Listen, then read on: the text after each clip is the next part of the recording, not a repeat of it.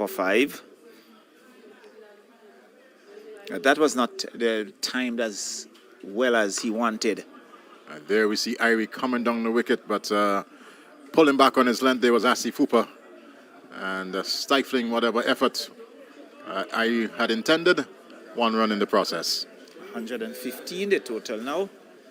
And Bertil, who is on 69, comes into strike.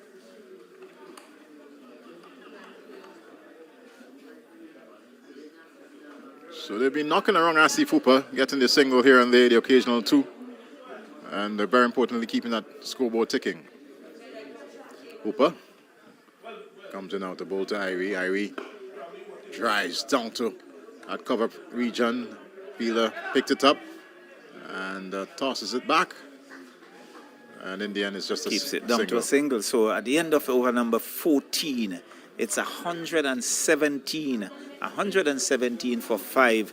A pretty tidy over on the part of Asif Hooper. But we see Bertil now content to just work it around, perhaps looking for a late surge. And with that, they're scoring with 6 overs remaining, 36 deliveries to get some 80 runs. 80 runs, yes. And needing some 13.33 runs and over. And I saw the Winwards would fancy themselves at this particular time. Without a doubt, but with Bertil there, he has shown that certainly he has what it takes to hit this ball and hit it very far indeed. And they will be quite naturally cognizant of that and will want to see the back of Bertil. So, looks like Kavem Hodge is going to pick up the attack from the southern end. So the Winwards will continue with spin, and Hodge, also a left-arm orthodox spinner. So we have Larry Edwards, Asif Hooper, and now Kavem Hodge. So I read a batter, as there have been a couple of changes from Captain Melios.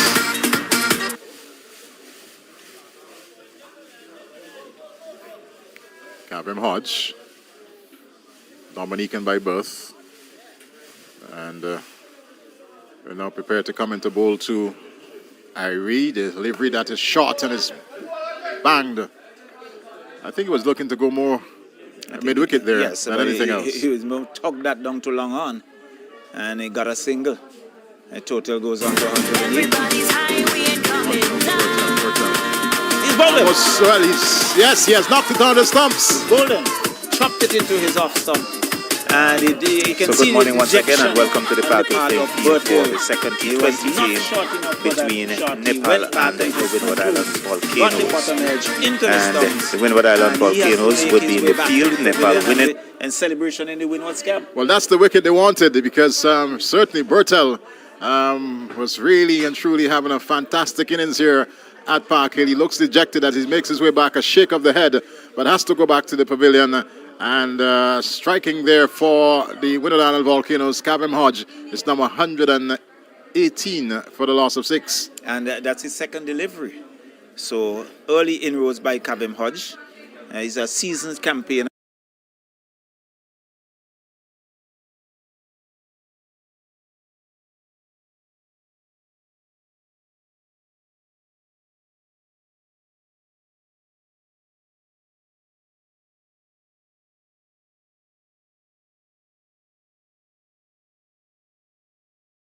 Some 4 wickets. We recall Windward Islands volcanoes got 196 for 6. And Nepal winning that game by some 4 wickets, getting 197 for 6 as well. So the umpires are out. In umpires Butler and Bayom. Very picturesque ground here at the Park Hill. Not a very large outfield, and players now making their way out in the middle. As you can see, Windward Island volcanoes going out, and here comes the opening pair for Nepal. That's Bertil, Sheikh.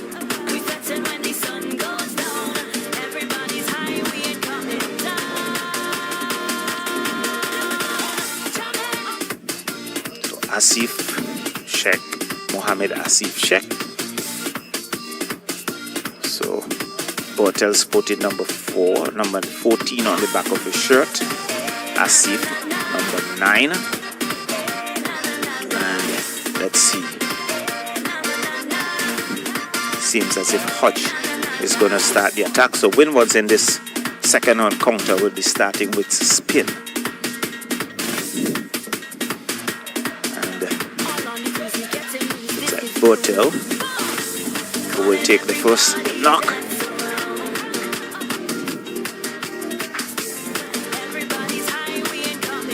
Let's see, so there is a slip. There is a third man inside the 30-yard circle, backward point, extra cover.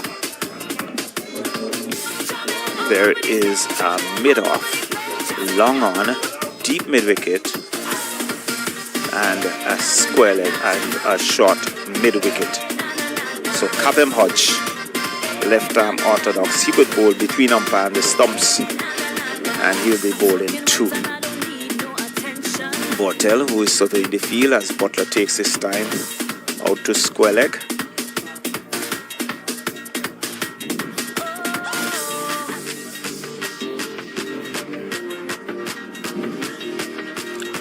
So all is set, as it's going to be Hodge round the wicket, and he's working that down to long on. They threw for 1. So immediately Bortel is off the mark, and Nepal now 1 without loss as Asif comes in to strike.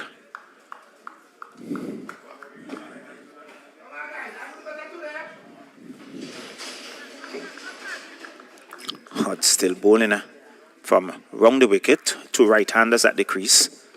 This time he's down the leg side, not taken cleanly there. It looks like Douglas. And wide signal by Total goes on to 2. 2 without loss as Hodge once more in. He's looking to sweep top edge. Someone is coming wrong, and here he goes looking to sweep that. Got a top edge slip, moving around to a leg slip position, took the catch, and Asif makes his way back. So a bad start here for Nepal. 2 for 1 as Asif looking to sweep.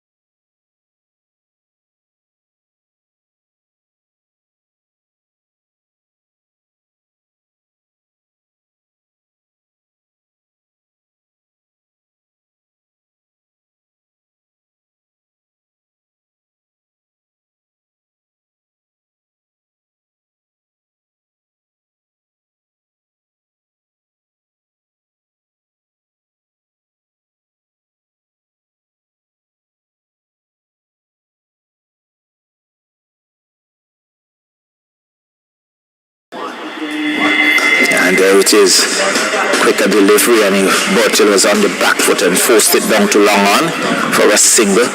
So over number 1 comes to an end, a successful over by Hodge, and a very good over indeed.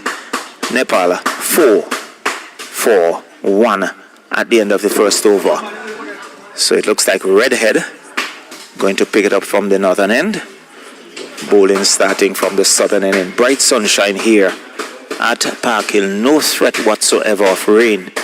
And in fact, morning being pretty hot, pretty steamy. And the players would have to keep themselves hydrated. So it's going to be Bortel who would take strike. He's marking his guard. And as Melius trying to marshal his forces.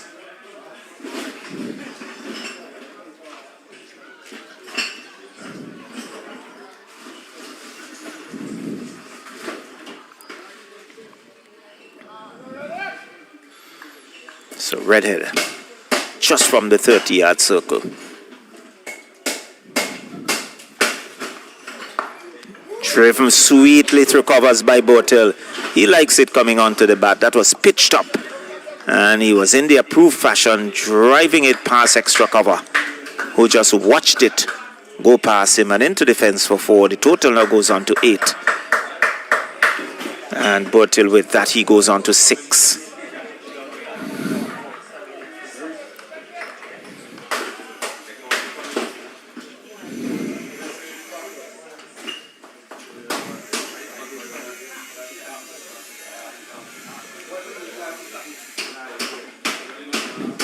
And a good comeback delivery there by Redhead. And you can see Bortel just watching it, judging it, and allowing it to go through to the keeper. Douglas standing back. Good carry to Douglas. Surface has been pretty true. And batters are comfortable driving through the line. And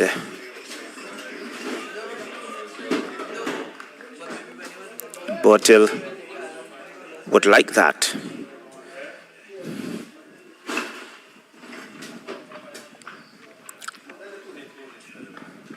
And a good delivery inside edge, and they threw for a single out to square leg, tidied up. So he moves on to 7. The total now on to 9. We are in over number 2.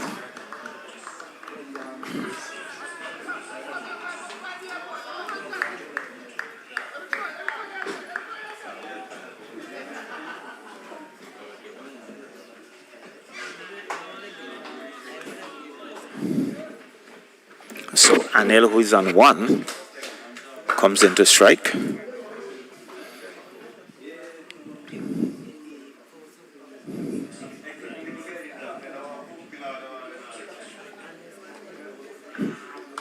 that's good delivery.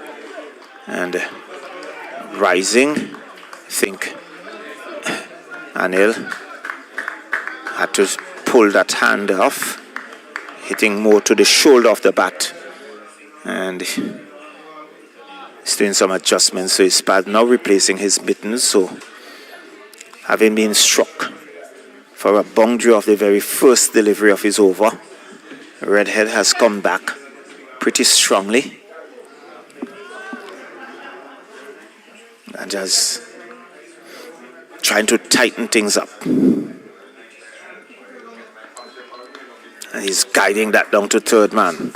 Lewis is down there, Fields, and they threw for a single. The total now goes into double figures. It's on 10. 10 for 1. I think 1 delivery remaining in this over. I'm sure that Redhead would want to finish very strong. And Bortel may have other ideas. He's on 7. With him is Anil, who is on 2. 1 extra, having lost Asif for a duck.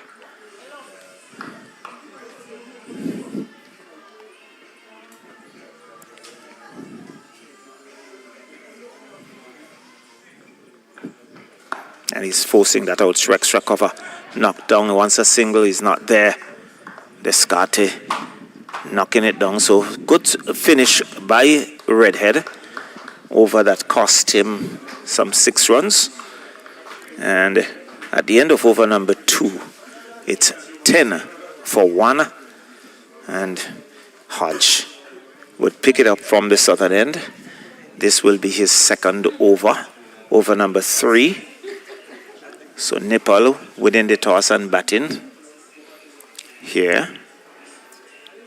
And Winwards now looking. Hodge doing some adjustments, strengthening that offside. But it is driving past extra cover 4 runs. That was tossed up and he drove it. It was intentional in the air between the square cover and extra cover and down to the boundary for 4. Total now on to 14.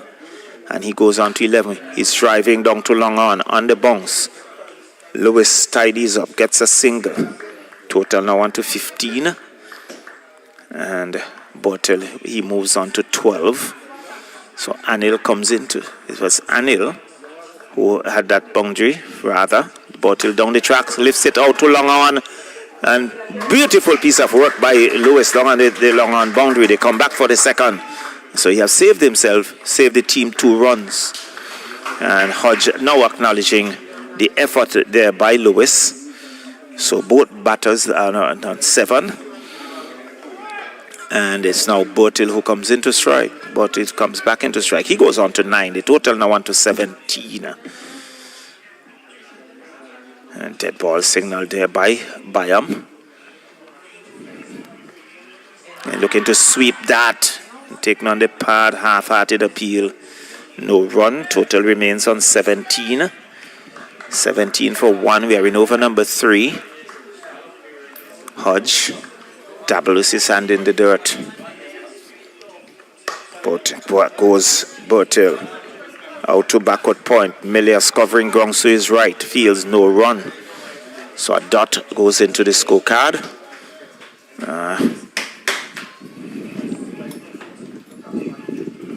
And he's looking to work that on the onside, take down the pad. Over comes to an end. Some 7 runs in that over. So 17 for 1 at the end of over number 3. So Hodge finishing his second over.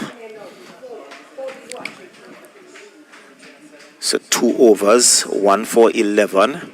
Redhead, 1 over for 6. And he will pick it up from the northern end. So, one noticeable change from the Windward Island Volcanoes is that they have left out one of their faster bowlers and they have included the off spinner.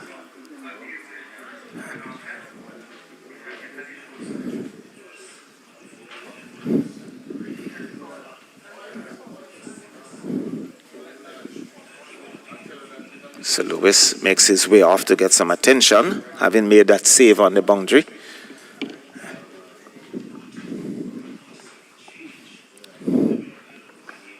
And it is driving out through extra cover. Mid off covering grounds very quickly, smartly fields and returns, keeps it down to a single. Total goes on to 18. So Anil with that single, he goes on to 8. And it's Bertil who is on 9. Comes into strike.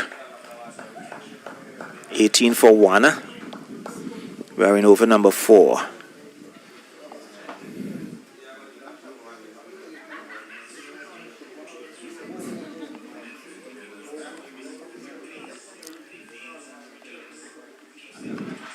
But he gets a yorker, he digs it out. Once a single is not there, Descartes coming in like a train from that short extra cover position. And a good delivery there by Redhead. And Bertil had to dig it out. Was looking for the drive, it wasn't there. In the end, had to come pretty hard down on it.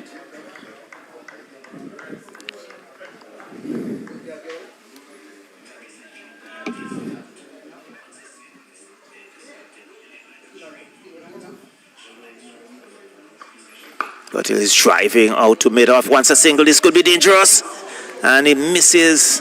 That had that hit, he certainly would have been walking back to the pavilion. He goes into double figures. He's now 10, the total on to 19. Very risky single there taken by Bortel. But fortunately for him, Medoff had it through and missed. So Anil comes back into strike. He's on 8. Bortel, the non-striker, is on 10. 19 for 1. Still in over number 4.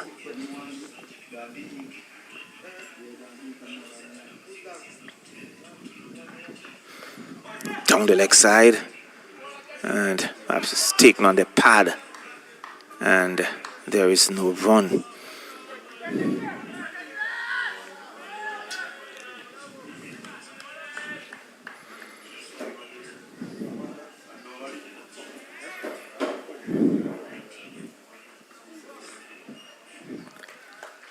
Lovely sunshine here at Park Hill. Nice cooling breeze blowing through our commentary position.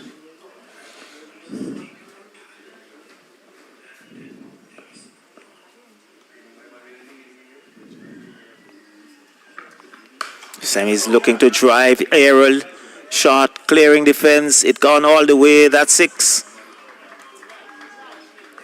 Was pitched up, not timing it well, but it has good carry. Still clearing the boundary here by a few meters. So 6 to Anil. He moves on to 14. And the total now on to 25. 25 for 1. Still in over number 4.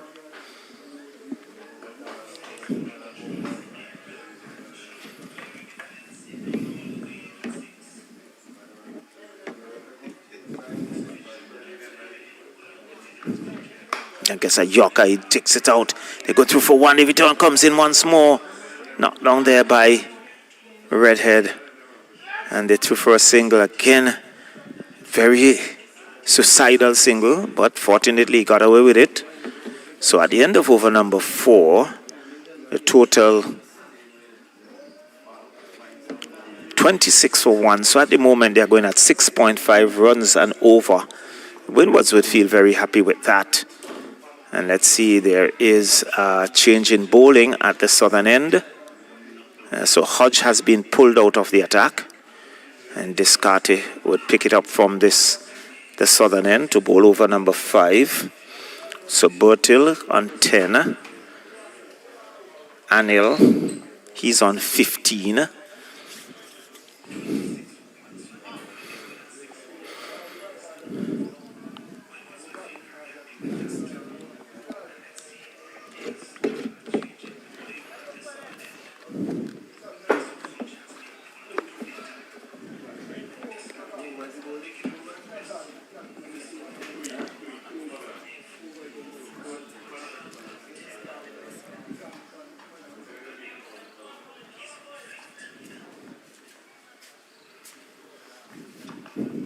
He's driving off the outside edge, just short of third man, who knocks it down. He gets a single.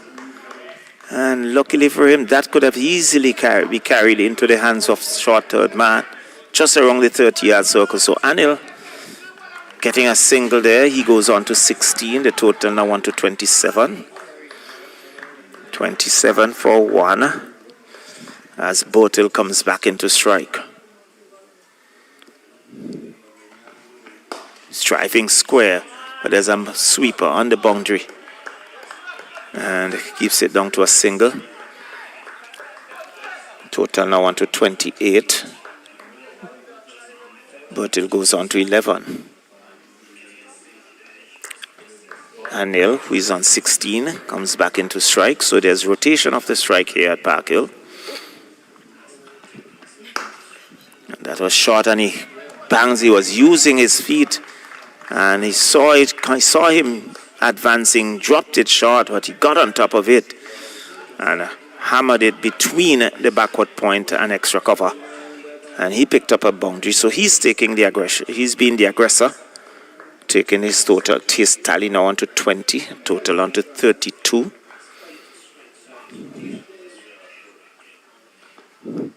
Just fanning at that outside. The off stump misses, taken cleanly by Douglas, standing back. He rehearses the shot. So it's 32 for 1 in over number 5.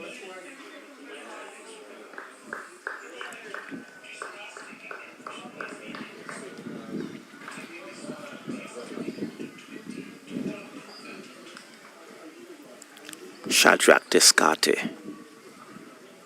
And there was Anil just holding up his hand, and Descarte had to abort his run.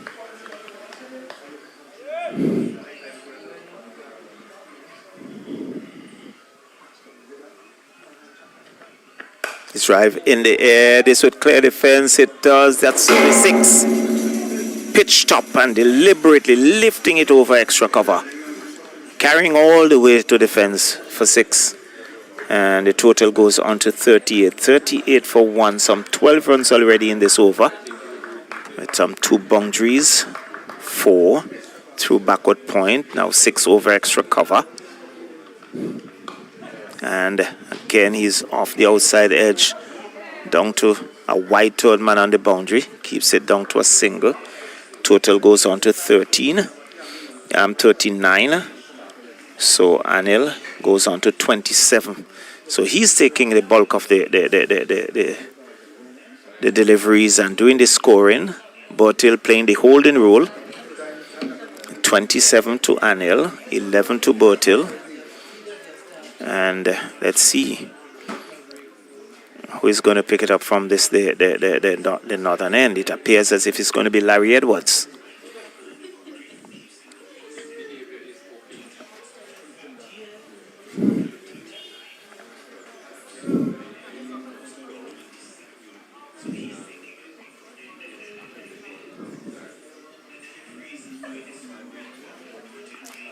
So Anil and Bertil forging a pretty decent partnership here between these two.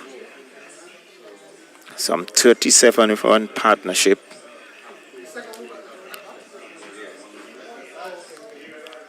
With Anil doing the bulk of the scoring. He has 27. And he'll be on strike as Larry Edwards.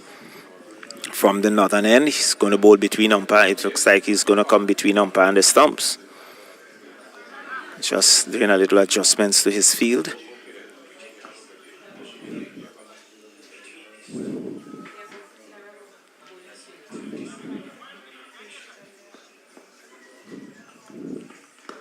He's tipped on the pad. Again, half-hearted appeal. And they're looking to work it on the onside. And there is no run.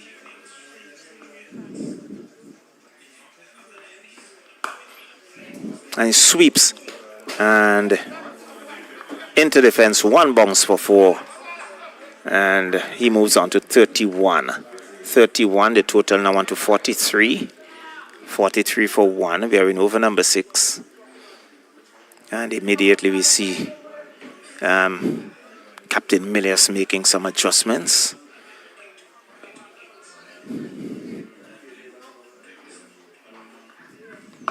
And he lifts that high over extra cover. That's gone for 6. So again, Anil really being the aggressor. He hustles on to 37. And the total now on to 49. 49 for 1. We are in over number 6.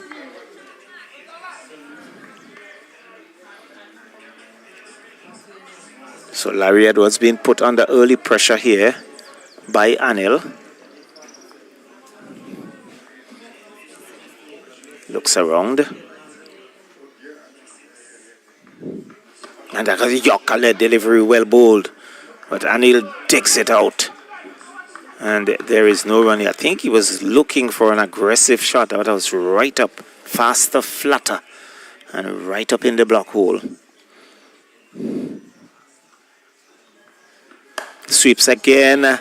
And this would clear the fence now for 6. And up goes the hand of umpire Butler. So 6 more to Anil, who moves on to 43. The total now on to 55. And Anil decides he's going to take the attack to the bowlers. He's a Bertil who is really a spectator at the other end. As Anil continues to take the attack to the bowler. So Edwards under pressure.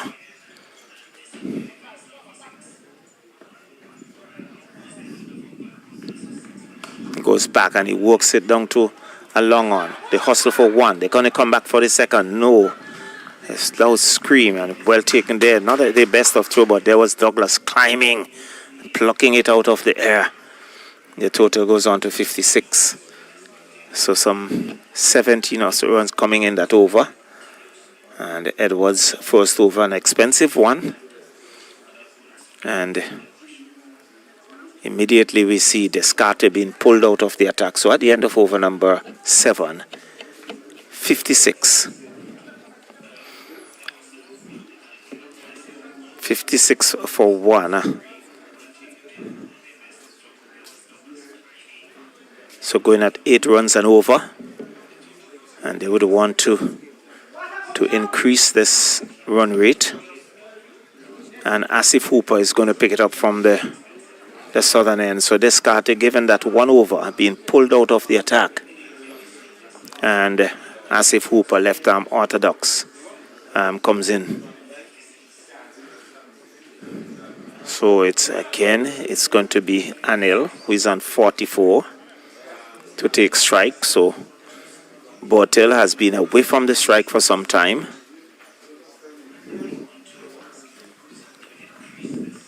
Goes back, cuts to backward point, beats him, and that's 4. Short of a length, and he was on the back foot, cutting it past Melius at backward point into defense for 4. He goes on to 48. Total now on to 60. 60 for 1. And we are in over number 8. Hooper between the umpire and the stumps umpire. Byam signaling dead ball. And as they push it out to short extra cover, they go through for a single. Misses. Looking for a second. No, says Bortel. And he goes on to 49. Total now on to 61. 61 for 1. So Bortel, who has been a spectator for some time, he comes in to strike now. Just retaking his guard from umpire Byam.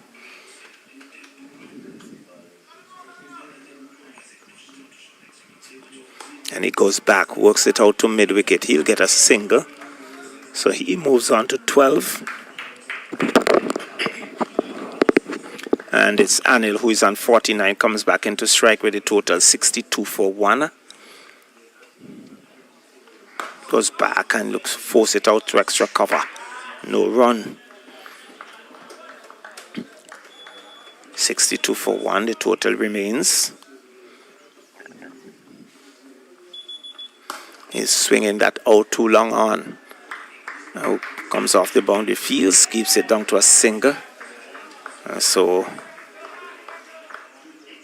it's 50 to Anil. So a well played 50 as the total goes on to 63. And there is Bortel working it off his pads out to mid-wicket. Gets a single. The total now on to 64. He goes on to 13. But a well played 50 by Anil.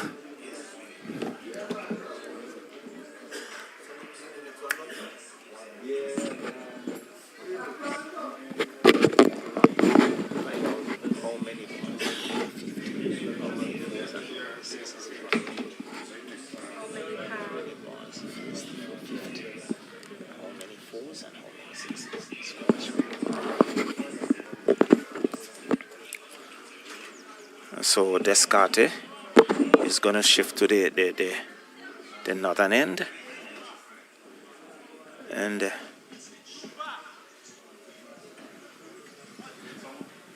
so over number 8 comes up.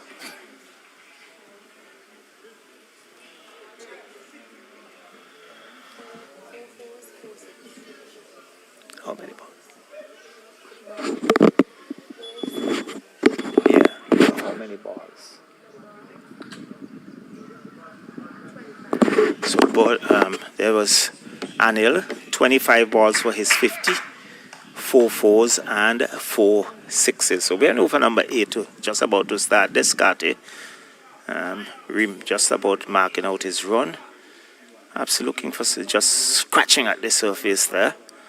So at the end of over number 7, It's 64 for 1. Bertil on strike. And he slaps that over extra cover. And sweeper comes off the boundary, keeps it down to a single. He goes on to 14. Total now on to 65 for 1. So very good partnership here between these two. Some 62 runs. And it is flashing at that outside yard stump, not taken cleanly by the keeper. And they scamper through for a bye. Let's wait.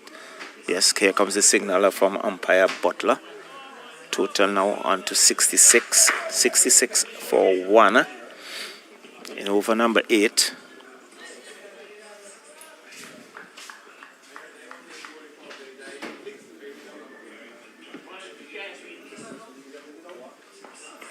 But he slashes at that over third man and he clears the rope. I think that would be 6. Umpire Butler now signals. So 6 to Bertil. It was outside the awesome, gave him width, and he threw the bat of it. It peeled off the outside edge and flew over third man, clearing the fence. He goes on to 20, and the total now on to 72. 72 for 1. We are in over number 8. So the run rate increasing gradually. And he's whipping that out to mid-wicket. Who fields on the bounce. Edwards was covering grounds, couldn't get there. And Descartes not happy with the effort. But Larry Edwards not going, risking himself. And just allowed it to drop in front of him and picked it up on the bounce. The total goes on to 73. And Bertil goes on to 21. So Anil, who is on 50, comes back into strike. And he's whipping that out to square leg. Hodge takes a beautiful catch out on the square leg boundary, diving in front of us right here. And Anil makes his way back. It was whipped off the pads in the air. Hodge judged it well, diving forward and claiming the catch. And he goes back for 50. And the breakthrough that Winwards wanted. It's now 73 for 2. And finally, they have broken that partnership. A very productive one for Nepal between Bertil and Anil. And Descartes now taking the catch, as you can see on the monitor. Yeah, where Hodge judged it well, dived forward and came up with the catch. So he goes back for 50 of some 26 deliveries, hitting some 4 4s and 3 and 4 6s. And we can see now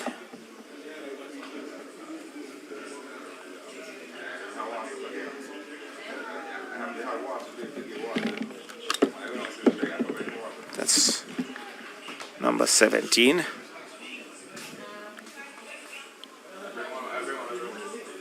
Rohit Podel, the captain, makes his way out. He has number 17 on the back of his shirt. Podel, the captain. So it's Descartes with some success under his belt. And a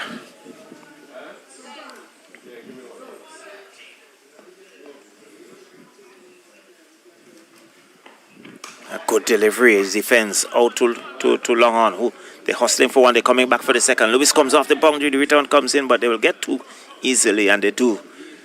And at the end of over number 8, it goes on to 75. 75 for 2. As over number 8 comes to an end. So immediately Podel is off the mark. He's on 2. Bertil is on 21. And Hooper will continue from this there. The southern end. Now gives his hat to umpire Byam. I see they're having a word with his captain Melios. See Douglas just adjusting the field. So Bertil would be on strike.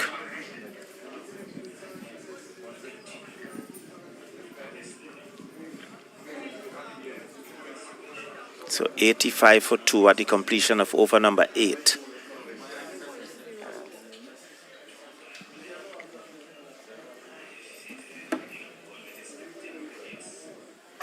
Sweeps very nicely out to square leg. Descarte comes off the boundary and fields, keeps it down to a single. The total goes on to 76. 76 for 2. And Podell comes in to strike. He's driving out to extra cover. They go through for 1. They'll get it easily. Good judgment of a single. Total goes on to 77. 77 for 2 in over number 9.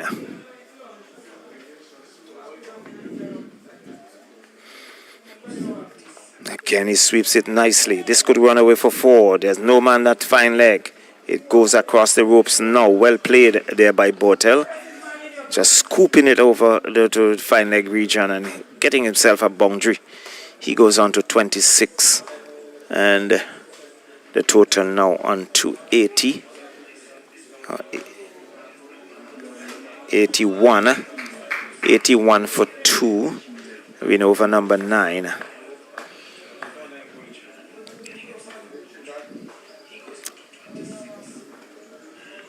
Bortel is driving out to extra cover, wants a single.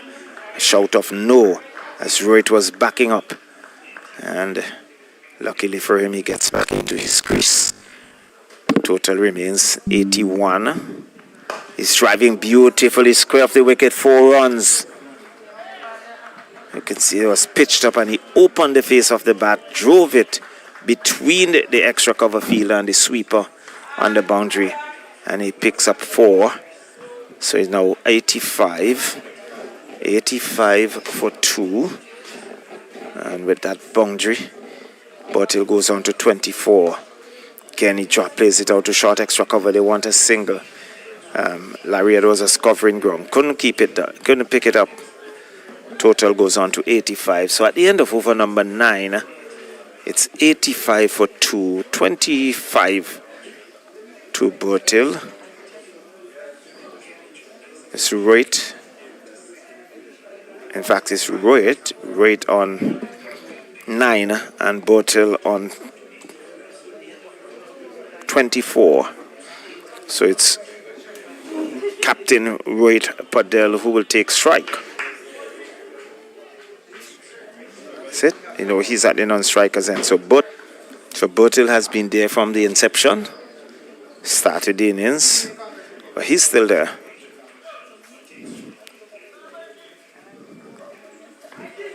He's lifting that out too long off. This would drop inside the boundary and it goes across the ropes. And that's 4. That mid-off being up. Deliberate shot there by Bortel to a delivery that was pitched up. And he moves on to 28. The total now on to 92.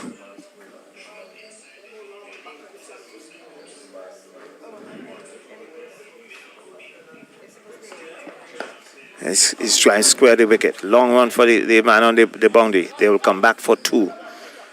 And tidied up there by the fielder. So 2 more to the total.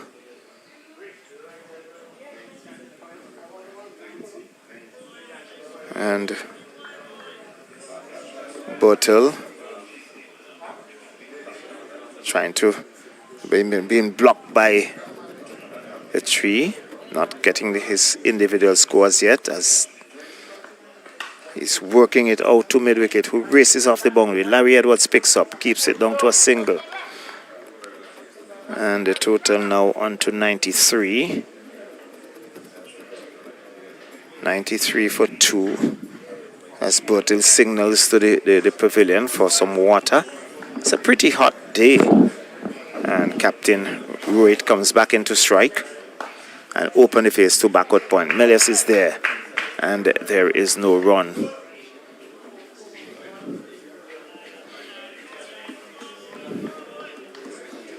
Rohit looks rather busy.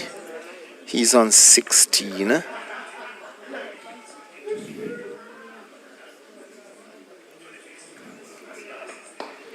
And his soft hands out to extra cover. And he gets a single. Total now on to 94. 94 for 2. In fact, Rohit, he moves on to 18. And being blocked a bit by the scorer. But Bertil, who should be on 25, face the final delivery of the 10th over. He advances and lifts it out to mid-off. Long on, Jack is taken. He mistimed it. He was looking to go over mid-off, inside edge. And long on, coming off the boundary, Otney Lewis took well-judged catch. Bertil goes back. And it's now 94 for 3.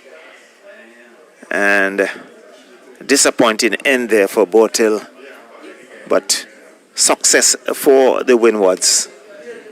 And the Winwards will be very happy. So it's Bertil now making his way back. Earlier we see Asif making his way back to the pavilion. Partnership being broken.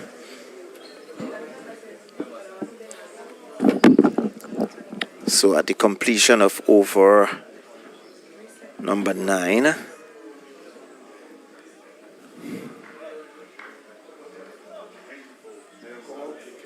that should be over number 10, as Jora makes his way out.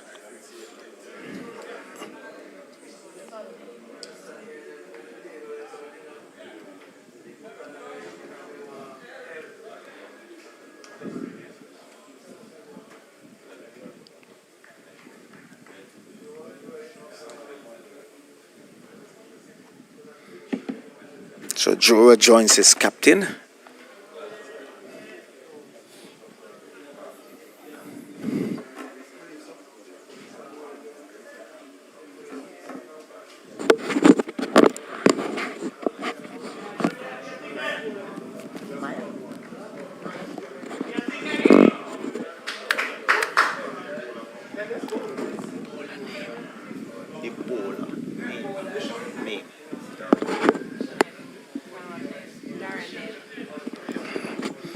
So it's going to be Ned. Good ball. He wants a single, but he has scamper back into his crease. So Ned, good start for him. And total remains on 94. We should be in over number 11.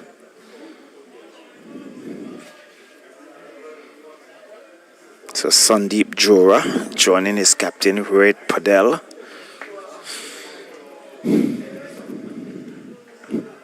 Again, there's Yorker and delivery. They go through for a single. Melius picking up, not able to release it. Bubbles out of his hand, and they're through for a quick single. Total goes on to 95. So the single takes Rohit to 18. Jora comes into strike, takes guard from umpire Byam.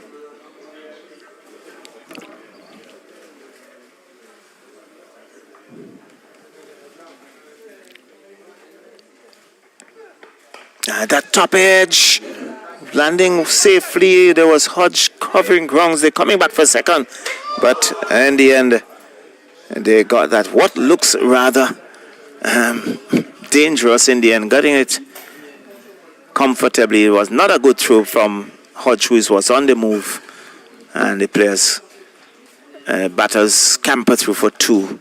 So he's off the mark in Jora. He's on 2. Total now on to 97. 97 for 3. After 10.3 overs. Good delivery, taken on the pad, down to third man. And Byam now signals leg byes. Total on to 98. It's 98 for 3. So Ned wants to make further inroads for the Winwards. Beautifully played, but well fielded by Descartes at fine leg, but that was well played by Roy, the captain. Just swiveled and traveled very quickly, but Descartes was in the right position, picked it up on the bounce. Total remains on 98. So far, a pretty tidy over by Ned. Sure, he'll want to finish very strongly.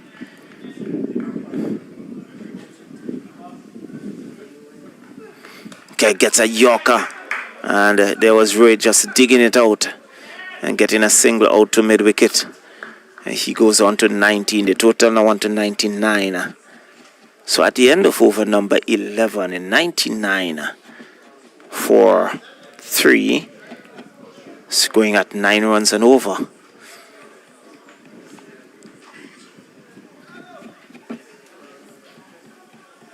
Let me see Asif Hooper, change of end. Started out from the southern end. Now he's been shifted to the northern end. And Rohit Padel, captain of Nepal, he's on 19. Jora, who has recently joined him, he's on 2. And it's going to be Rohit Padel on strike. So there's some players in the distance. There is a long on, a deep mid-wicket, long off, a backward point on defense.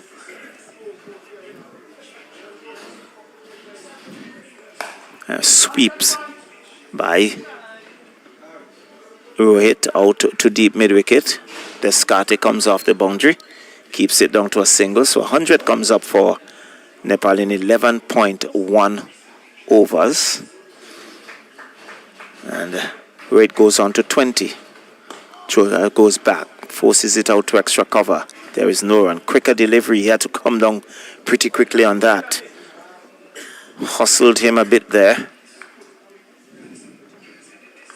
Striving is out, caught. You can hear it from here.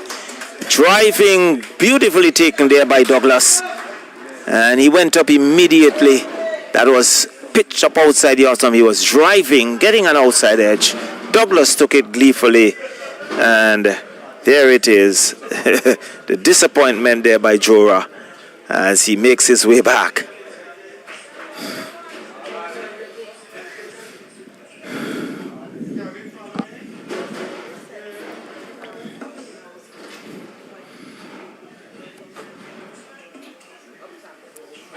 So he goes back for 2. 100 for 4 here. Nepal batting first here at Park Hill as the players seize the opportunity to refresh themselves. So too the umpires.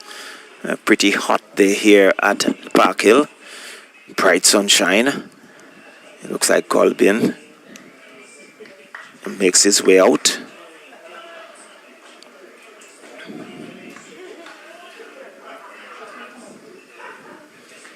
To join Captain Padel.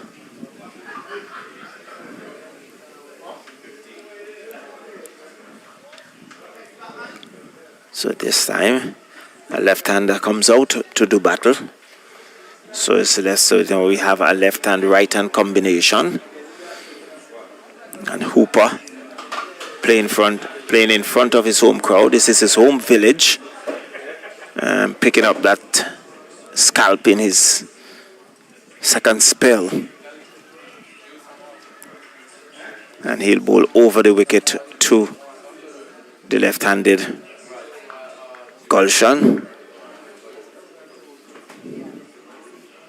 Gulshan goes back and plays it out to backward point, and there was Captain Melius moving smartly to his right. Picks up, keeps it down to no run.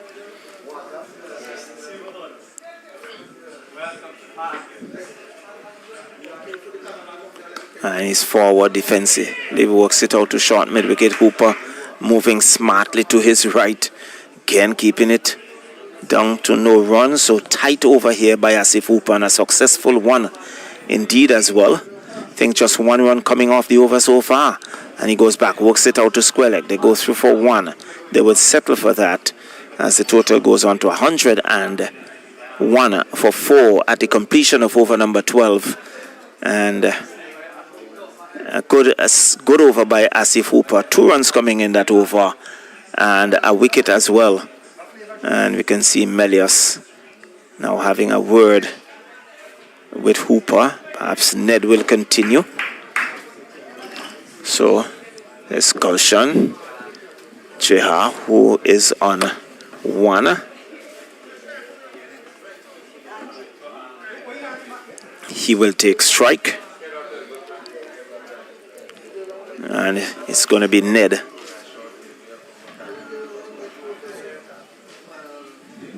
To continue.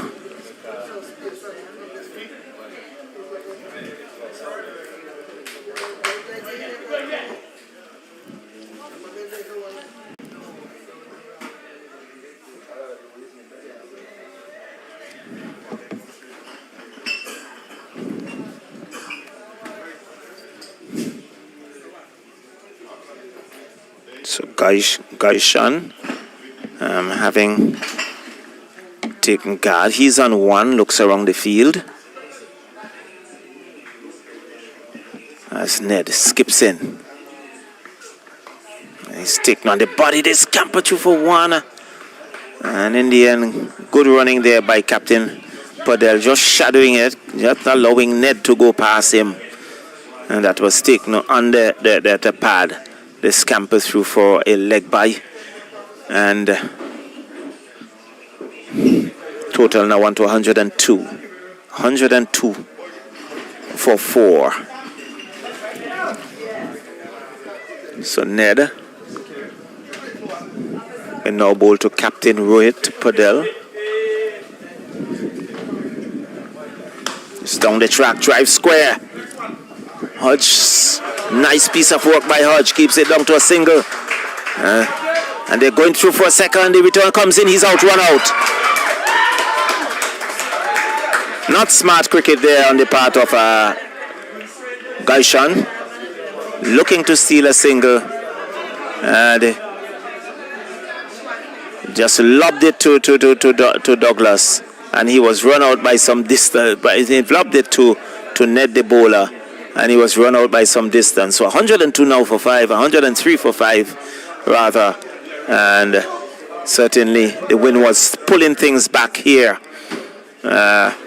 after a pretty good start by Nepal. And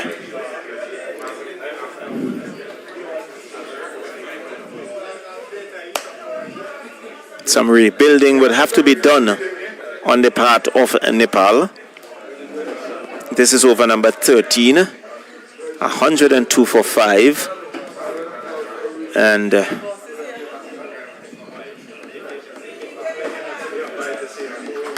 let's see who joins his captain. Airy joins his captain.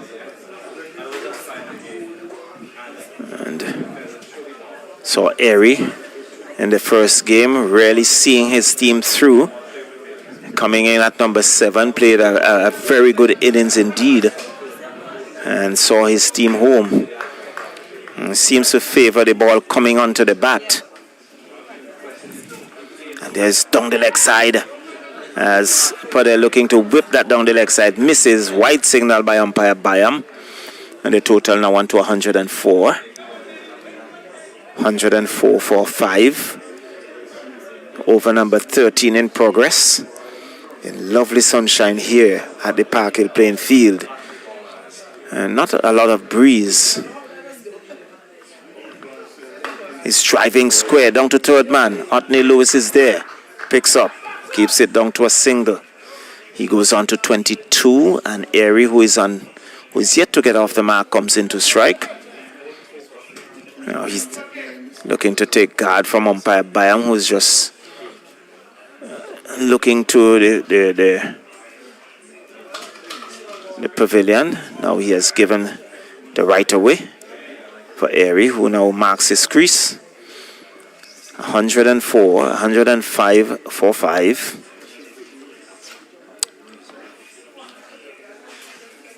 As he's driving out to extra cover, beats extra cover, but mid-off. Tidies up, keeps it down to a single. The total goes on to 106.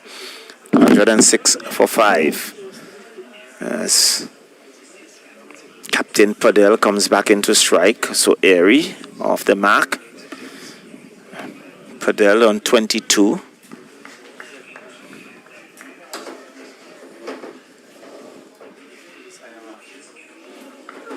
He flashes at that outside your stump and wide signal by umpire Byam. Total now on to 107. 107 for 5 in over number 13.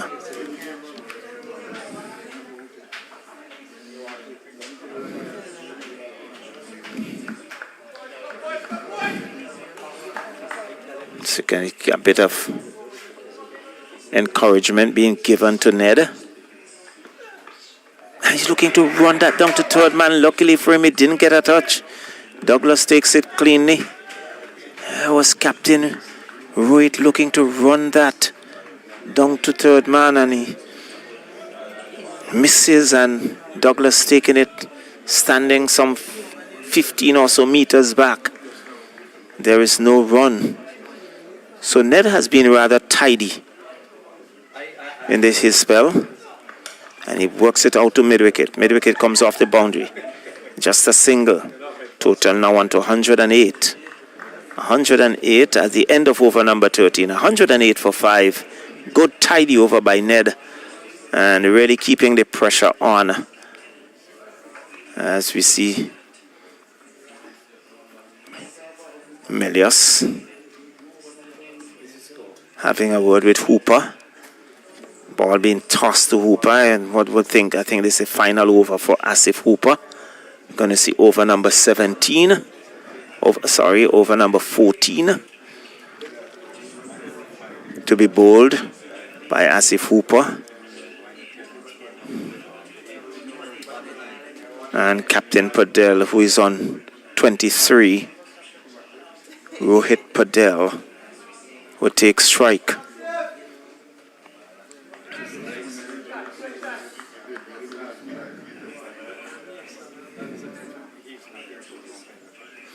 So Hooper decides to bowl between umpire and the stumps. And he's having a word with Douglas, the keeper. And perhaps Douglas would have observed something, just running down and having a word with the bowler. Again, he's playing it neatly down to fine leg, and they go through for a single. And Redhead was there, keeps it down to 1, so he goes on to 24. Padel, as Airy comes back into strike, 109. 109 for 5.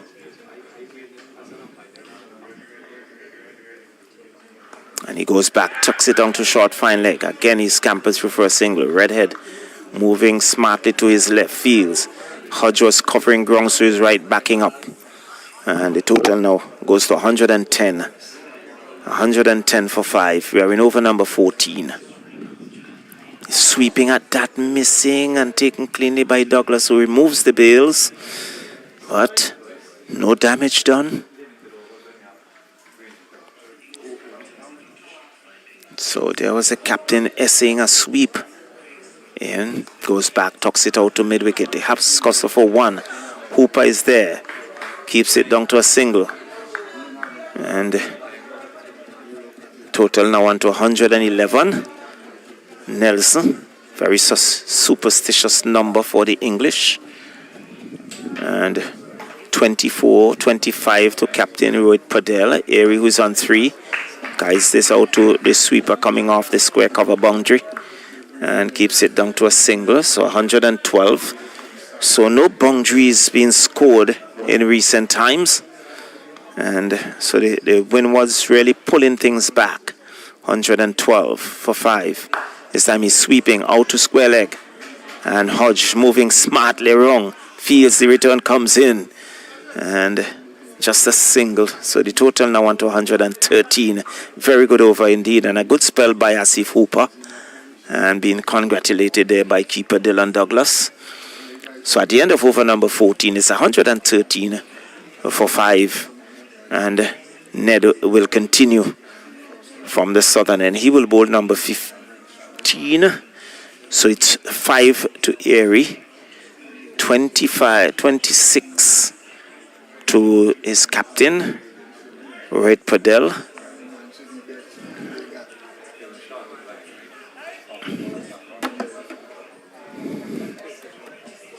And so it's Nepal having first strike, having won the toss and decided to bat.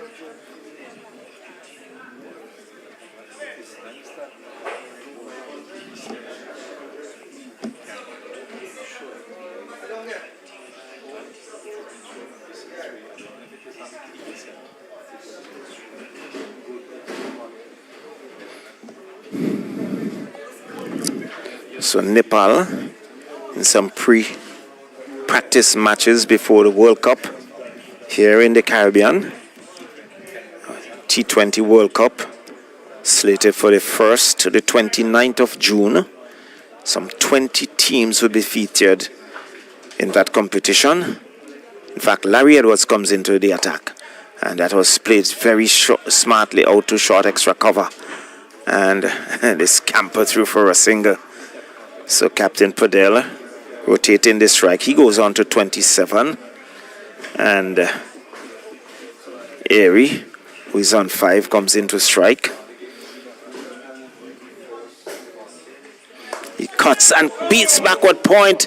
Hodge has some running to do. He can't get there. He goes across the ropes now for 4. And after some time now, a boundary. And the total now on to 118.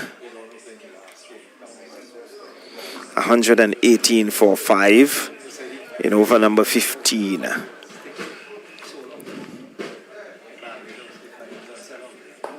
Sammy plays it out squared. Melias covering grounds, not picking up cleanly, and they threw for 1. Airy with that single, he goes into double figures. And the total goes on to 119. 119. And that single, Airy, should be on 10. And it's forward defensively. That is lobbed to a short mid-wicket. Had there been a forward short leg, that would have been an easy catch. But in this T20, not afforded that luxury. So Larry Edwards will continue. He's swinging that out too long on the bounce. A single. And the total now on to 120. 120 for 5. And Captain Padel goes on to 27. I'll wait on the scorer. Airy looking to run that down to third man. Misses, taken cleanly by the keeper, who removes the bails, but the back foot was well grounded. And over number 15 comes to an end. So 28 to Padel, 8-2. Looking at the scoreboard on the far side, 10 to Airy.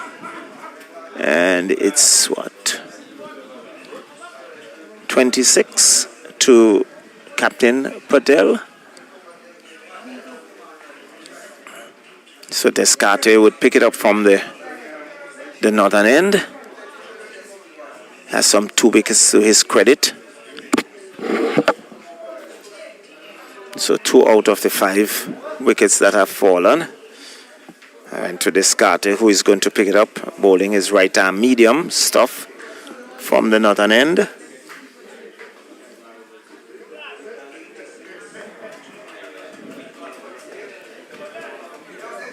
So it's Captain Rohit Padel. And he works it out to mid-wicket. Lotney Lewis covering grounds, feels well, keeps it down to a single. Return comes in and overthrow, and they're scampering through. No, I think they were looking for a second, but Eventually, they were scampering back to their respective creases. In fact, they got 2 runs. And so 2-2 Rohit, who now moves to 28, 122. He's whipping, looking to whip that down the leg side. Misses, wide signal by umpire Butler. And the total now on to 123. So 1-2-3 for 5. We're in over number 16. Descartes just losing his line there. And that went down the leg side. Captain Pradel must have been disappointed missing that. They can work that out to backward point. They go through for 1. That's all they will be. As the total goes on to 124. 124 for 5. So rotation of the strike. Airy comes back into strike. Sporting number 45 on the back of his shirt. Shadrach Descartes, St. Lucian. In the Windward Island Volcanoes, get a good delivery take down there. There was an appeal there by Descartes, good delivery. Maybe an inside edge into the pad. He wanted a single, but it was not there. Descartes was closing in very quickly. And we recognizing the danger. Has very quickly returned to his crease. So 124 for 5. 31 to Captain Rohit. And 10 to Airy. And he's driving that out to wide extra cover. Covers grounds, feels well. Beautiful piece of work on the boundary. And they come back for the second.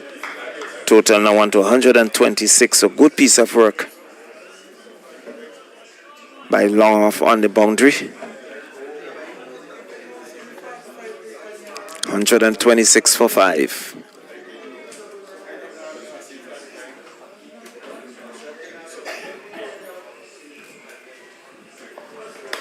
It's working it out to mid-wicket. That would beat Hodge, that 4. Hodge looking to cover some grounds, but that was sweetly timed. And into defense it goes for 4. 130 now for 5. And 130 for 5. We are in over number 16.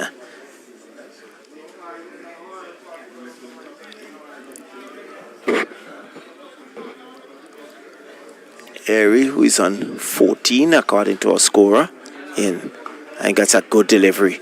Wants a single, it's not there. So good finish there by Descartes. 130 for 5 at the end of over number 16. So some 4 overs remaining. And it's going to be pretty interesting to see how Melius use his bowlers in these fading overs. We can see Larry Edwards to continue. He will bowl over number 17. I think there's Kavem Hodge, who still has 2 overs in the bank. There's his Otney Lewis, the off spinner, who has not yet bowled a delivery. So not likely, but he's still Redhead, who also has 2 overs. So he has options.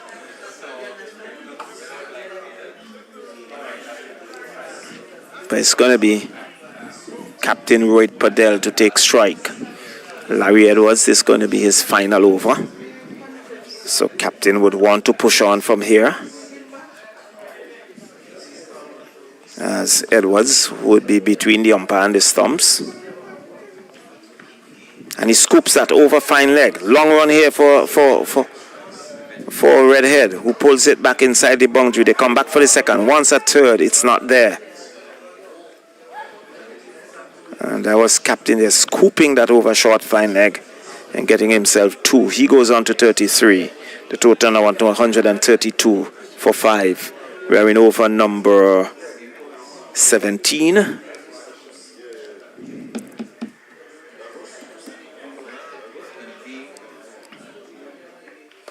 He swing top edge, that would clear defense. It does. That's over mid-wicket for 6. Sweep shot, and they went high over mid-wicket for 6. Total now on to 138. And Captain Padel goes on to 39. 138 for 6. 39 to Padel. 14 to Airy.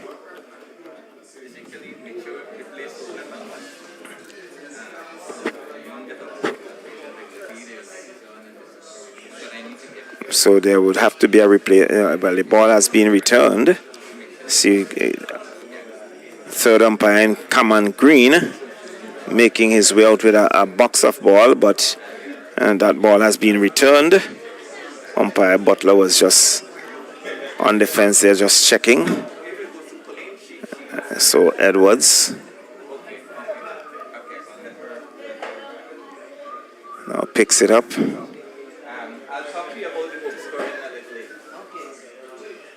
Throws it out to Butler. In fact, it appears as if there's still a ball to be retrieved. Umpire Butler is there. So too is Descarte. So play has been held up momentarily.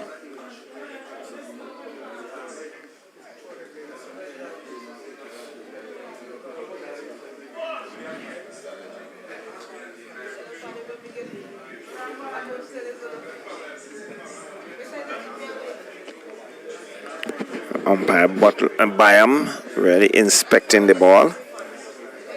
He's satisfied with the condition. Now tosses it to Larry Edwards. So play will resume after a short break. 39 to Padel, 14 to Airy. So a good partnership building here between these two. And Larry Edwards will continue. Padel looking to take the aggression to the bowler. Looking to take that attack. Again, he's looking to scoop that take near the chest. There's Douglas. And he gets a single. He goes on to 40. At Douglas standing up. Reaction time there. Very, very limited. And so he goes on to 40. So Larry Edwards, he will now bowl 2. Airy is driving, beats extra cover and down to defense for 4. It was short, it was wide, it gave him the room, the width to free his arms, and he banged it past Asif Hooper at short extra cover and down to the boundary for 4. The total now on to 143 for 5. And he's slapping that over long on for 6. A good over here for Nepal. Already there are 2 6s in the over, a 4.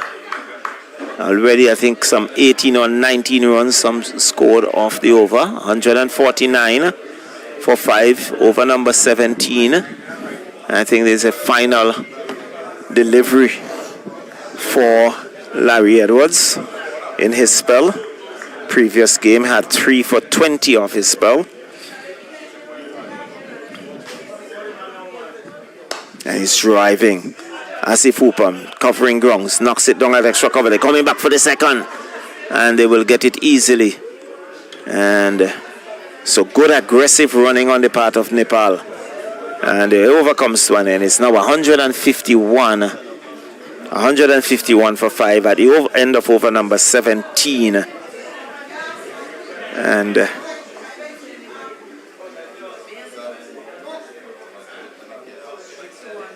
let's see who's going to pick it up from the northern end.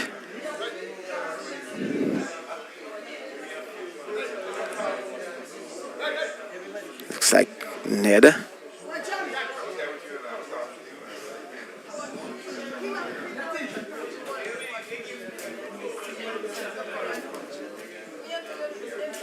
So it's going to be Ned to pick it up from the northern end. He's there with his captain Milios, trying to decide on his field. And it's going to be the captain, Padel, to take strike. He's on 40. 26 to Airy.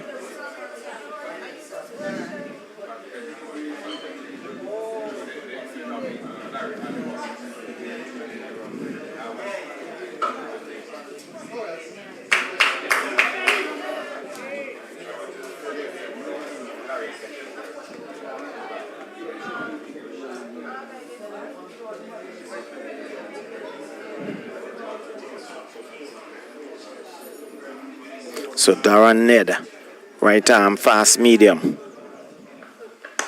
He's slapping that pass backward point. This would go across the ropes. It does. Well played there by Captain Padel. The total goes on to 155. He moves on to 44. And he inspects his bat immediately when that was struck. But he's picked up a boundary of the very first delivery. So putting pressure on the bowler very early in the over. So he had some width outside the off stump. Ned would want to correct that.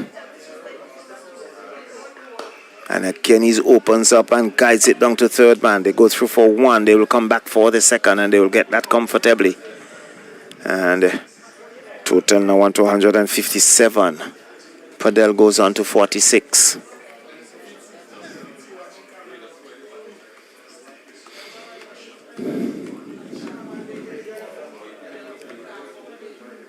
Seem to favor that offside. He opens up and open the face of the bat and running it down to wide third man. So 157 for 5.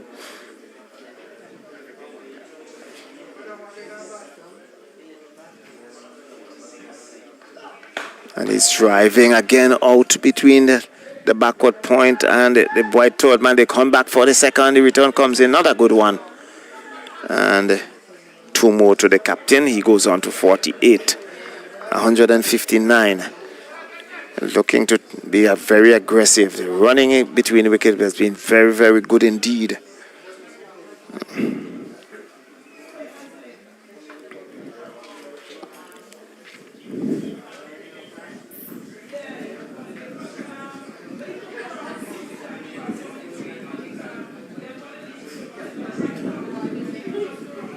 So 48 to Padel. Areas on 26. 159 for 5. We are in over number 18. So 2 overs remaining.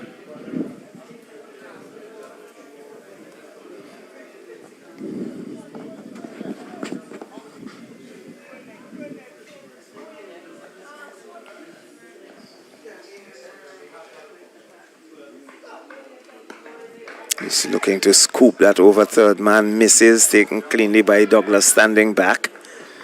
And there is no run. So a precious dot goes into the scorebook.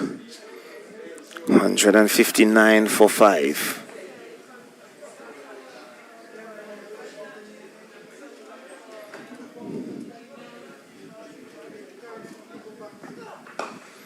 Again, he opens up. Good piece of work on the third man boundary and keeps it down to a single. Larry Edwards on the third man boundary, diving effort. And you can hear the shouts of congratulations. 160 now for 5. So with 1 delivery remaining in this, the 18th over. As Airy comes in to strike.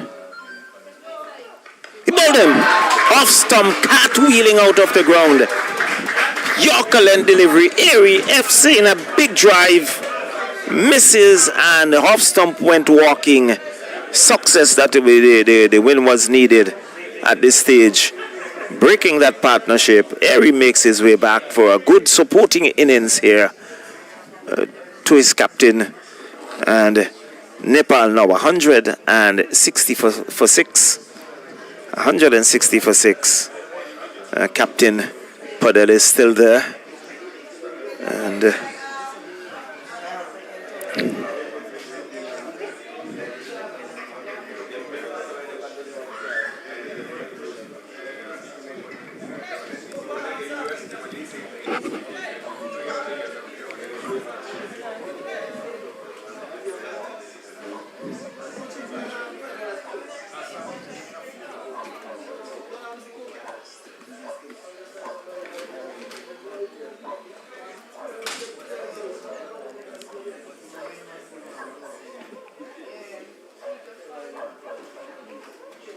Sampal Kami making his way out to join his captain, going in at number 8.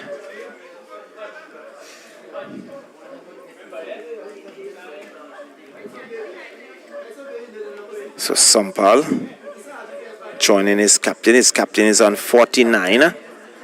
Sampal will not have strike.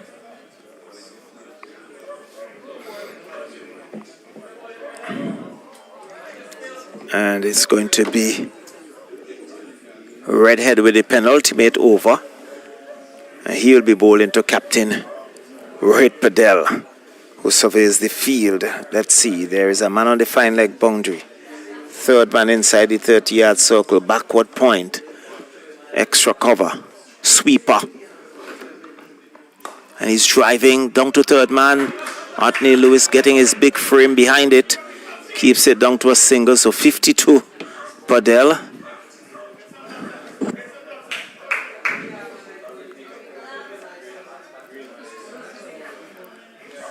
And he will give you the stats in a minute. As Sampal will take his first delivery.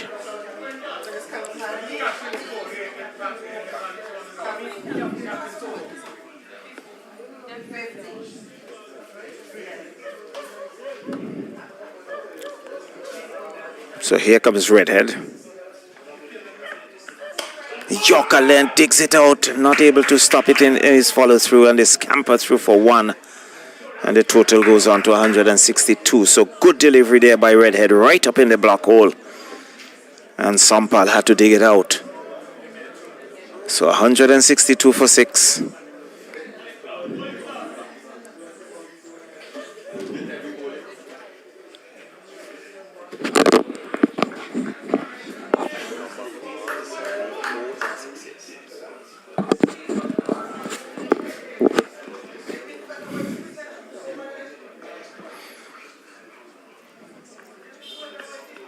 He's looking to swing. That beats the keeper down to the boundary. That's 4 wides. I would think, yes, the wide come signal here by umpire Bayam. So 5 runs added to the total, 167. So there is Padel 50 coming in of 35 deliveries, 4 fours and 1 6 in his half century. So Redhead wants to tighten up. 167 for 6.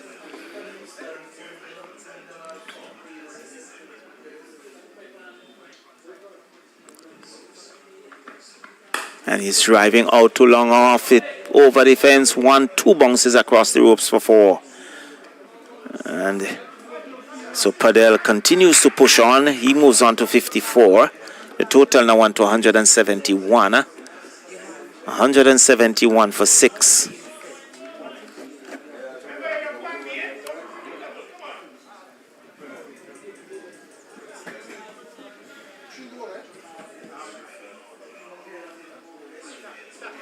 So Sampal, the non-striker, he's on 1.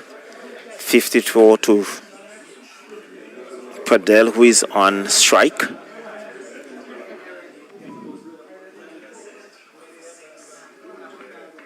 And he's driving out to mid-off. Catch taken.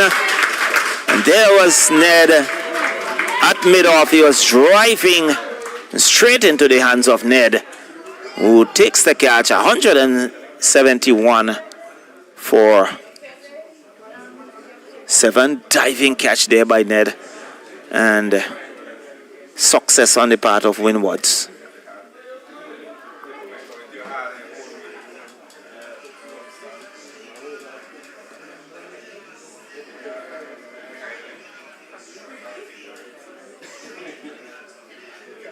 He makes his way back and out in the middle. So 2 new batters at the crease. So Padel having had a pretty good knock for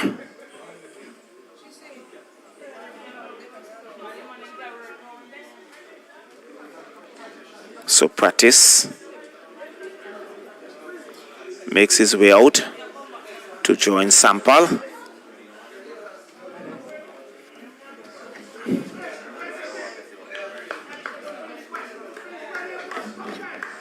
So Practice takes guard, looks around the field.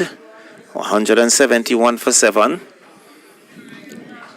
Success for Redhead.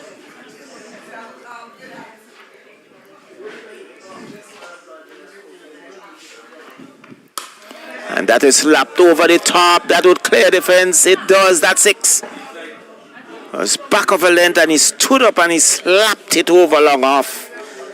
And clearing the fence for 6. And the total now on to 177. 177 for 7. Lots of 7s. And I think there is a 1 delivery remaining in this, the penultimate over. Over number 19.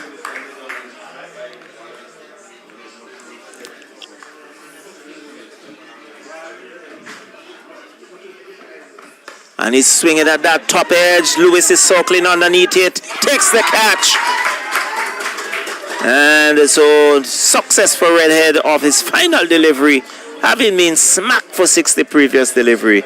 He came back, picked up the wicket off his final delivery of his spell, and it's now 177 for 8, 177 for 8 here at the Park Hill playing field. So Nepal just losing their way a bit, and with 1 over remaining, we wait to see who will bowl that final over. It looks like Ned, and as I am now joined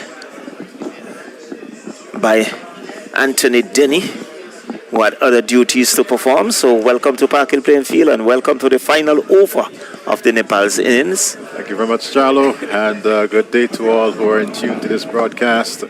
Of course, you're following us on Facebook on VC3 channel 114 and also on our YouTube page. 177 for 8. The Nepalese team batting first here. And when I was following the game, and there was an onslaught early on. Definitely there was. But the Winwards have pulled things back as Bohara comes out to join Sampal.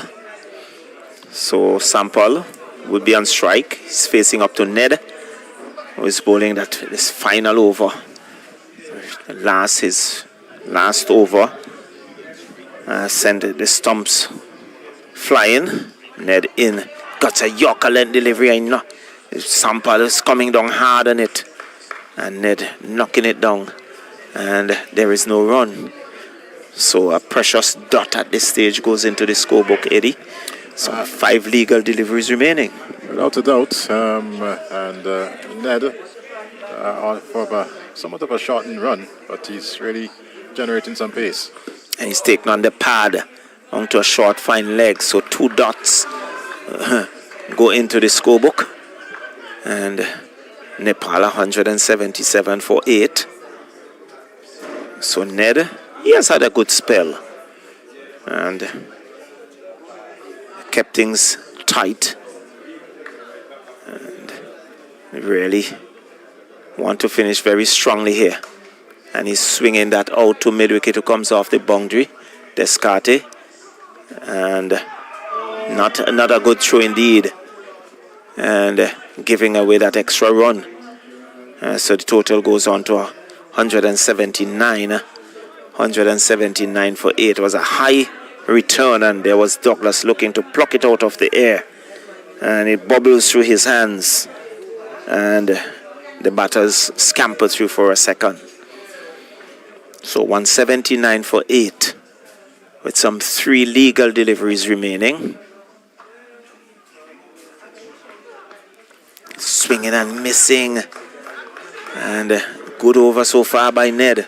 Some 3 dots in the over, just 2 runs.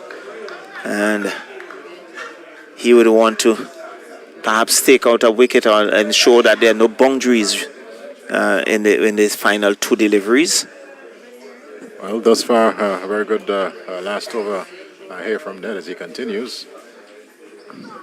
He's driving and missing again outside the off stump, throwing the kitchen sink at it, as we would say, missing, and another dot goes into the scorebook. So a very, very good over indeed by Darren Ned for the final over, 179 for 8. 1 legal delivery remaining.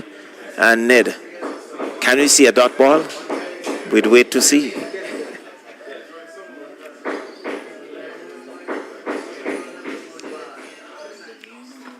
Sampal taking on the pad, and they scamper through for a single. So let's see, any signal from umpire Butler? There are no signals, so inside edge into the pad. 180 for 8 of 20. And I think the Winwards really pulled things back very nicely, Eddie, getting among the wickets and really putting pressure on Nepal to the back end of the innings.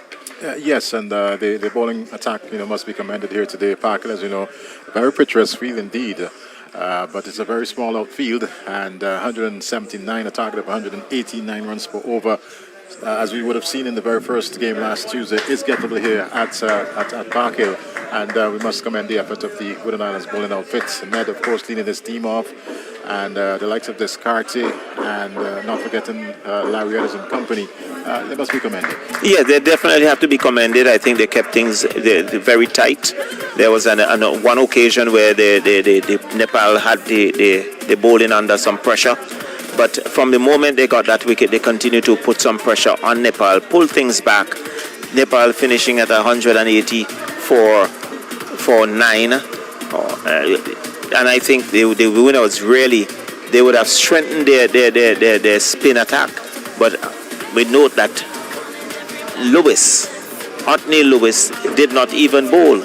So, but the spinners came in, they held things tightly, held their own, and Nepal seemed to favor the faster stuff. Without a doubt, they like the ball coming onto the bat, and we saw that, of course, in the first game with the likes of Irie and Sampal and Bertel, who unfortunately didn't replicate the innings for the Nepalese as they would have liked for him to do so today. But they demonstrated in uncertain terms that they like that ball coming onto the bat.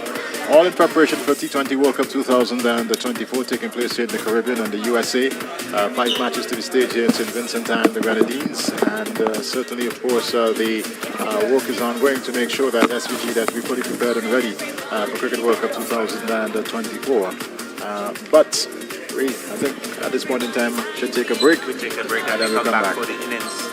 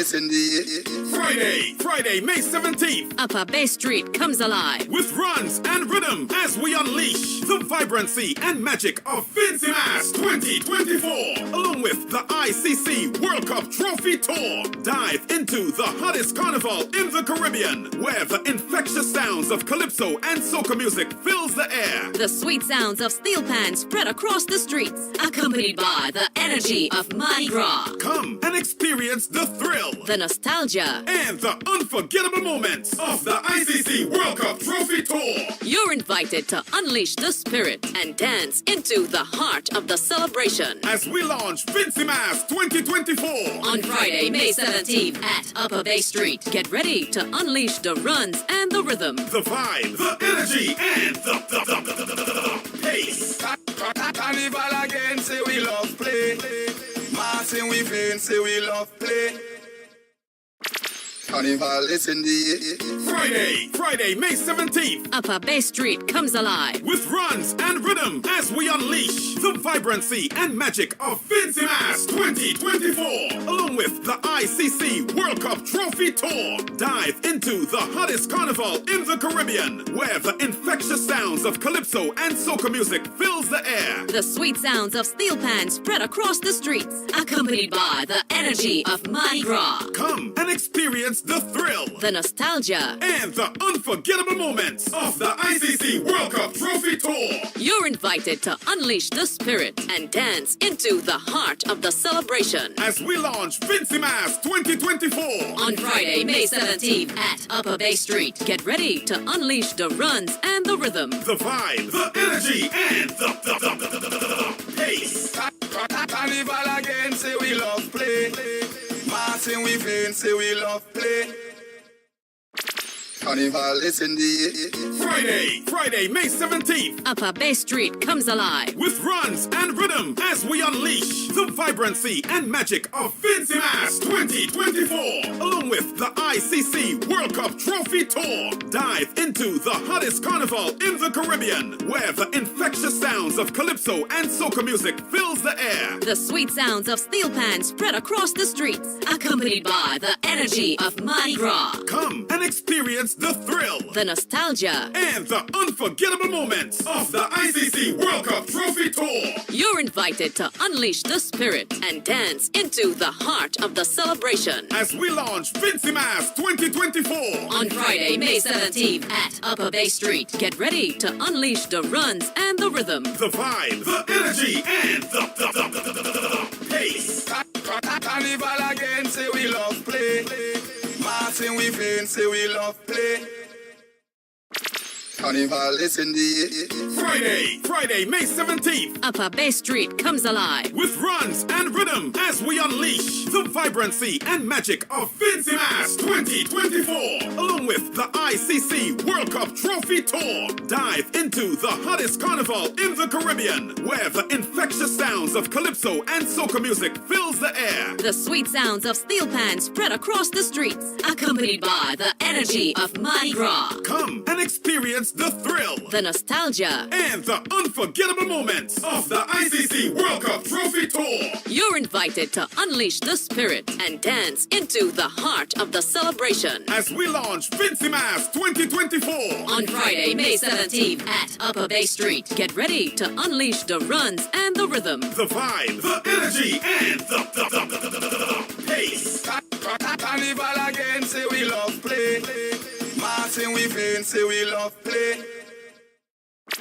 Carnival, listen the Friday, May 17th. Upper Bay Street comes alive With runs and rhythm as we unleash the vibrancy and magic of VINCENT 2024. Along with the ICC World Cup Trophy Tour. Dive into the hottest carnival in the Caribbean, where the infectious sounds of calypso and soca music fills the air. The sweet sounds of steel pans spread across the streets, accompanied by the energy of Mardi Gras. Come and experience the thrill, the nostalgia. and the unforgettable moments of the ICC World Cup Trophy Tour. You're invited to unleash the spirit and dance into the heart of the celebration. As we launch VINCENT 2024 On Friday, May 17th at Upper Bay Street. Get ready to unleash the runs and the rhythm. the vibe, the energy, and the pace.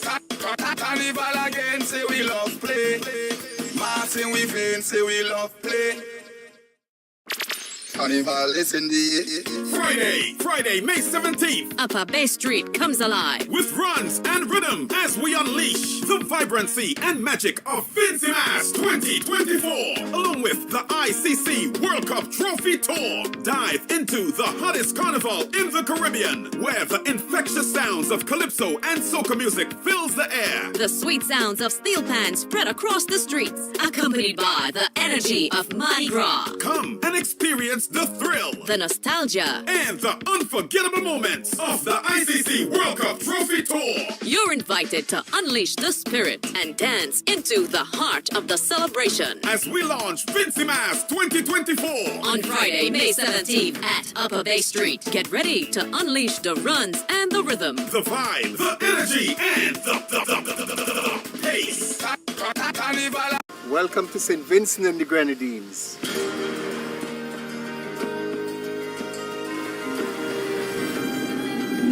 The indigenous name of St. Vincent and the Grenadines is Hairuna. It means home of the blessed. We have destinations that's second to none in the world. Some of the most beautiful beaches. Resourceful people. I have never seen the vegetation on mainland St. Vincent so green and so lush. So the black sand beaches are unique to the island. There's nothing like it. There's nothing like it.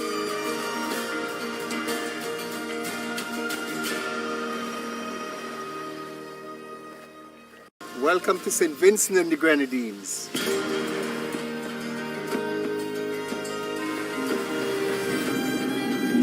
The indigenous name of St. Vincent and the Grenadines is Hairuna. It means home of the blessed.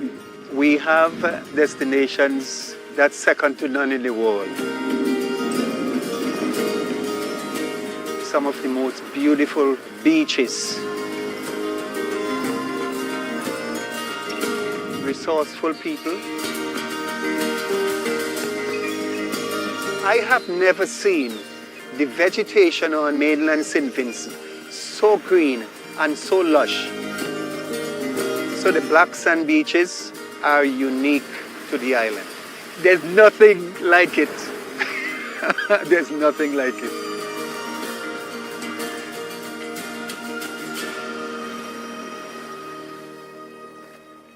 Welcome to St. Vincent and the Grenadines.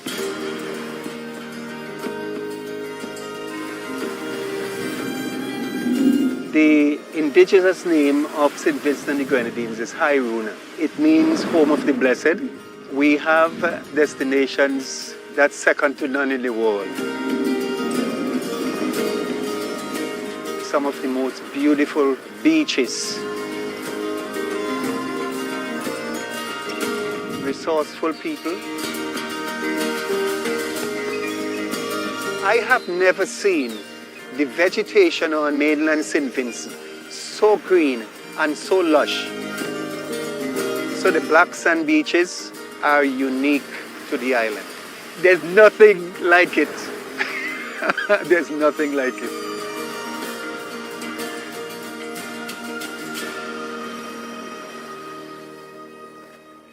Welcome to St. Vincent and the Grenadines.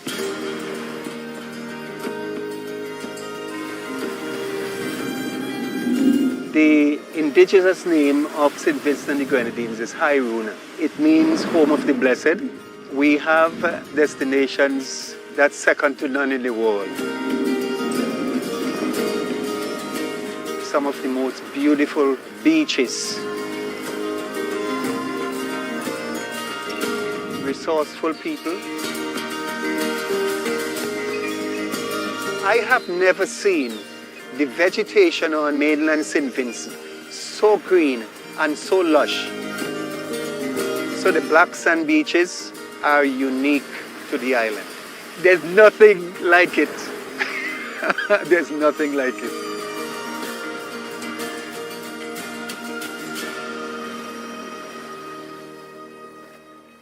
Welcome to St. Vincent and the Grenadines.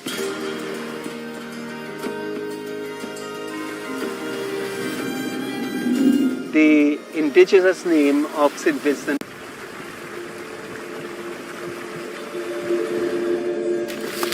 In the heart of the Caribbean lies a hidden gem, a paradise waiting to be explored, where every corner tells a different story, a place where nature finds its solace. Each swaying palm, each grain of sand, crushed volcanic rock have formed black sand beaches that surround the island. Gentle waves kiss the shore, inviting you into its blue waters. Each beach a canvas painted with the hues of paradise. As the sun sets, the rhythm of life continues with the beat of the Vinci culture.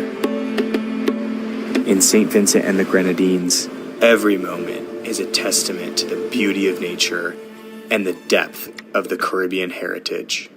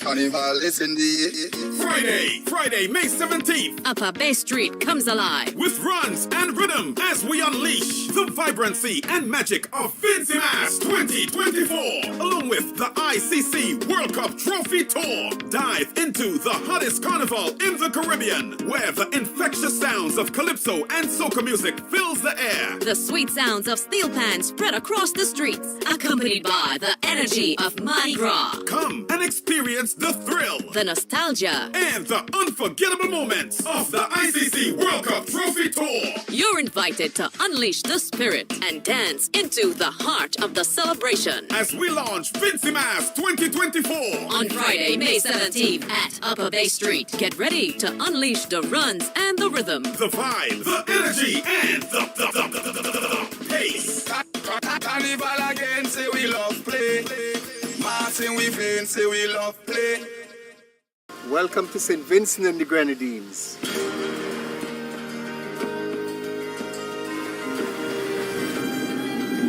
The indigenous name of St. Vincent and the Grenadines is Hairuna. It means home of the blessed. We have destinations that's second to none in the world. Some of the most beautiful beaches. Resourceful people.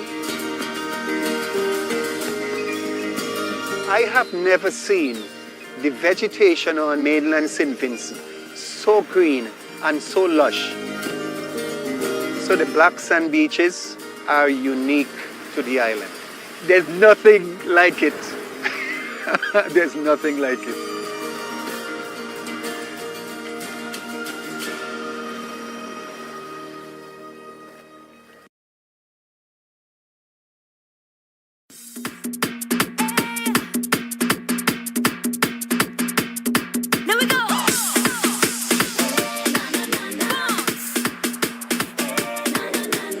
Welcome back to the Park Hill playing field. Live coverage of this practice game. Nepal taking on the Windward Islands volcanoes, and it's still a lovely day here at Park Hill. The sun is out in all of its glory, and we are just awaiting the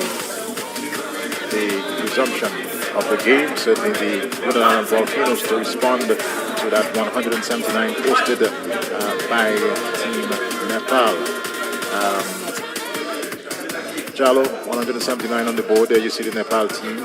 Captain Rohit Pradel, of course, having a bit of a convo and some inspirational words, certainly to get his team onto the field. But one will feel, with the small outfield that we have here today, that it's a target that is achievable. Totally, it is achievable, and I'm sure the Winwards will fancy themselves getting up to 180, as we see umpires Butler and Bayam making their way out to the middle. And very soon we're going to see the opening pair for the Windward Island volcanoes, who are going to come out to do battle. First game, 196. Melius.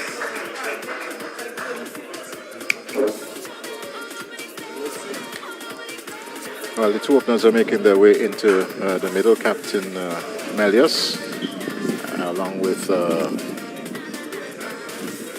get that for you in a bit.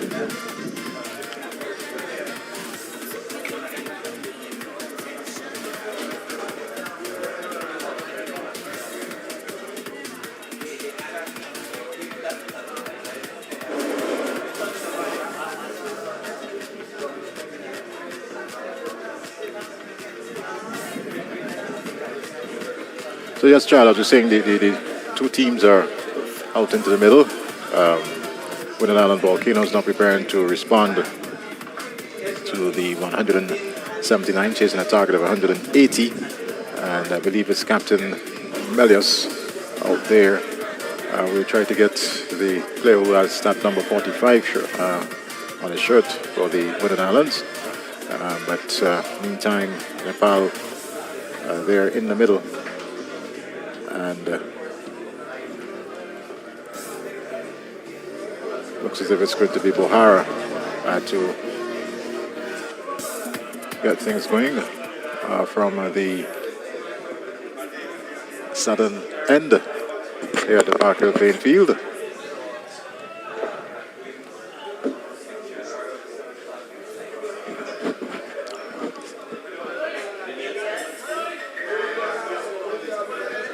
So Milius and Ogis. Milius and Ogis. Right. Akim Ogis. The two openers for the Windward Islands volcanoes as Bohara. That number 10 shirt just picking up that white ball and making sure that his mark is fully in place. And will soon break into his stride to bowl this, the first delivery of the Windward Islands response, chasing a target of 180. And doesn't seem as if he's quite ready. There's just one or two little adjustments being made. Captain Padel is close by, not on screen, but pretty much close by in a mid-off position. It looks like some pal who is going to pick it up from this other end. So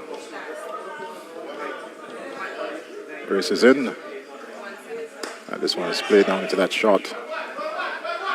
Well, more or less in a gully position almost, and no run off the bat. So the Windward Islands yet to get off the mark.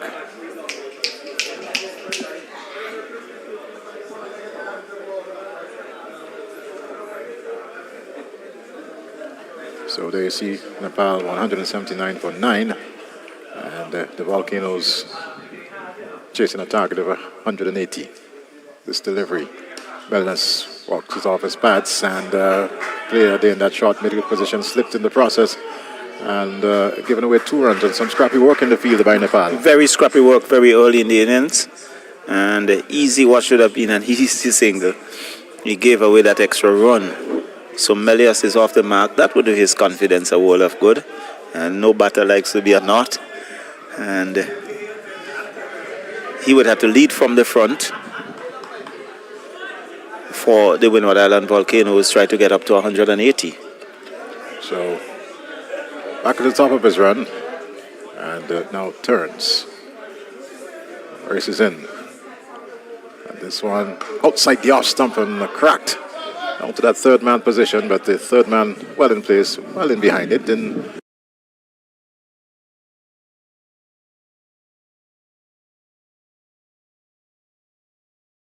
Auguste comes in to strike for the very first time. So there's a left-hand, right-hand combination here for Windward Island Volcanoes, and this could be a little problematic sometimes for some bowlers, because you do have to change your line to the left and right hand combination, and if you're not really on top of your game, you can find yourself under some pressure. so Auguste settles.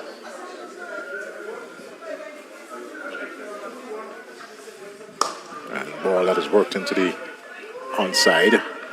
And again, you see that misfield, Captain Padel this time around. And that is something that the Nepalese team will certainly need to work on, and work on very quickly if they would want to restrict the Windward Islands from achieving that target. Well, I think that single was a bit risky.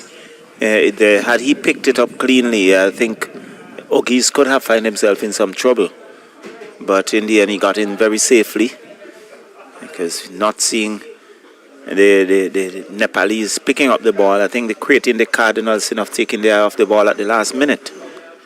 This one, Melius plays it neatly off his pass to that deep square leg position. And just one more added to the total. Hydro coming in, but the wicketkeeper looking quite athletic, plucking it out of the air, goalkeeper style. And just one more added is 5 now for the loss of no wicket in this, the first over being bowled by Sampal. For the Island Volcanoes chasing a target of 180. And of course, Captain Rohit Paudel leading from the front for the Nepalese. Sampal, what should be the final delivery of this first over, down the leg side, and this is a wide. And they take a run in the process, so that's 2 more added to the total. And the delivery certainly that has to be rebowled. Wide now being signaled there. So 7 without loss. And Sampal, fairly good first over, keeping the batsmen in check apart from that wide delivery just a while ago. And this time we'll be bowling to Melius. Upside the off stump and driven square. Good piece of work there by, looks like Irie. And no run taken. That's the end of the first over. 7 from the first, and fairly good start there from Nepal. Yeah, I think a pretty good start indeed, but Melius would just have to just look to place the ball a little better. I think he was looking to hit it too hard, and in the end hitting it straight to a fielders rather than just delaying the shot a bit and looking for the gap. Had opportunities to do a bit of scoring, but that's how it is. Well, it was outside the off stump and it sat up, got back to ball, but as you said, really and truly should have looked to go on between that point and the gully field, or even a little bit more to the right of the point player. And no run resulting. But we're going to have the second over of this 20 as a nice breeze continue to flow into our commentary position. And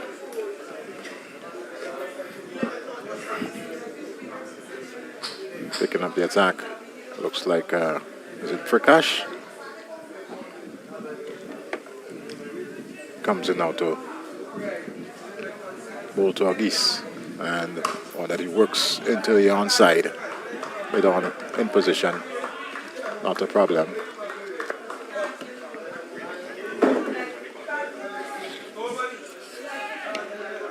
Auguste has been timing the ball well. He's been striking it very well, but hitting it thus far straight to the fielder.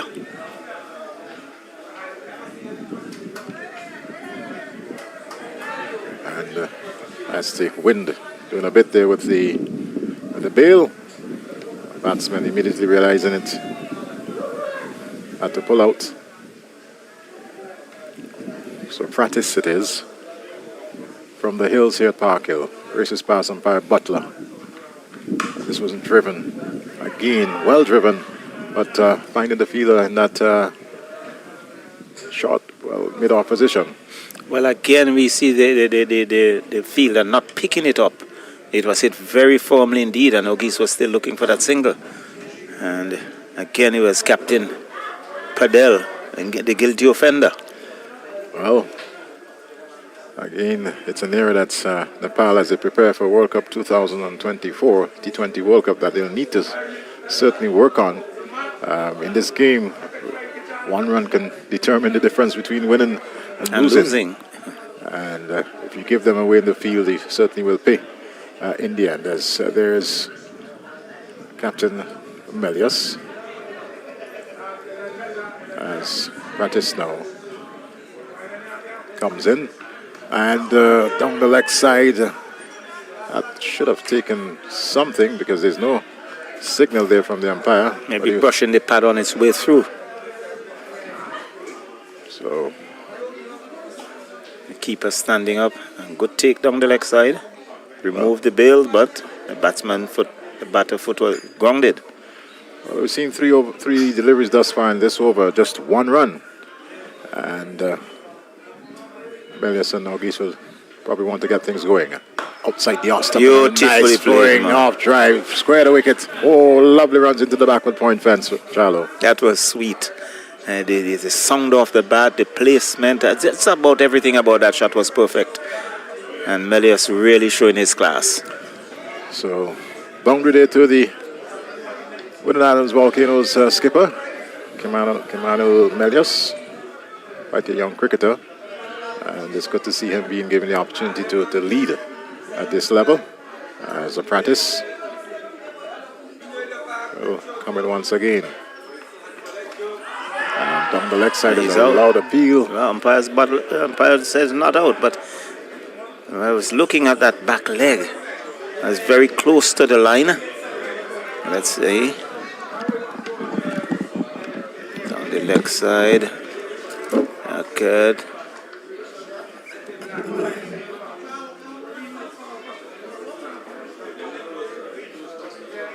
So I think he might have been lucky there, just had a little bit behind that line. And umpire Afran Bayan in perfect position. He said not out. And Melius lives to fight on.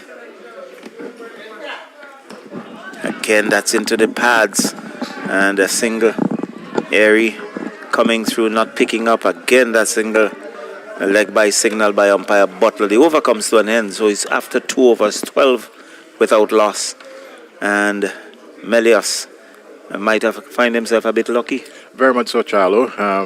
But at 12 after the first 2, just 6 runs per over. Sort of a mild start, if you can put it like that, from the 2 openers here from the Windies Islands Volcanoes.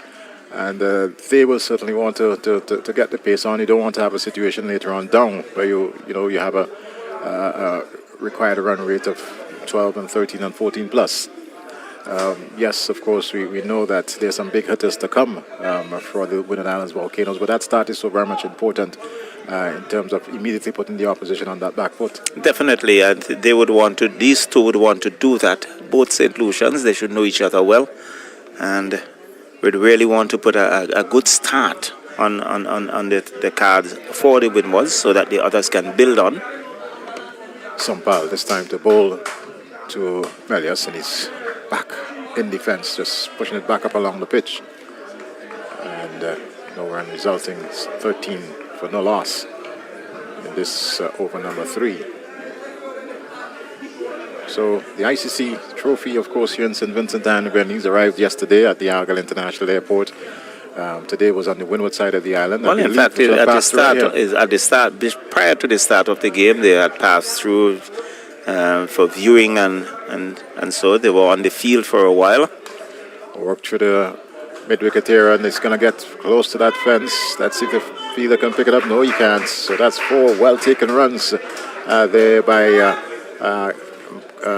Melius. Melius, well timed. Yeah, I think you do get value for your shots here at Park Hill. That was sweetly timed, and it raced over the outfield. Two fielders trying to converge, but it went between both of them and across the ropes and into the fence for 4. That's the second boundary for Melius. So he would want to continue the good works for the Windward Islands. So Sampal back to the top of his mark. And some 12 runs off his over just hard. This one, and there was Melius looking to come down, but this one was ducking even shorter and it jumped at him, giving him absolutely no chance. And good work there by Sampal. Yeah, good thinking on the part of Sampal. Saw him moving and he banged it in a bit short. Good bounce, good carry, and Melius had to watch it go by and taken cleanly by the keeper standing back. So good carry for the keeper. Surface had been very, very true. And the bounce, the pace, and certainly is the sort of surface that you can play through the line. And once he's up in the slot, Melius, I'm sure, will go with it. This one is down the leg side and will be signaled wide. It is signaled wide. And one more to the total, 18 now for no loss in this, the third over. I believe 2.3 deliveries thus far. And Sampal losing his radar. Yes. A bit.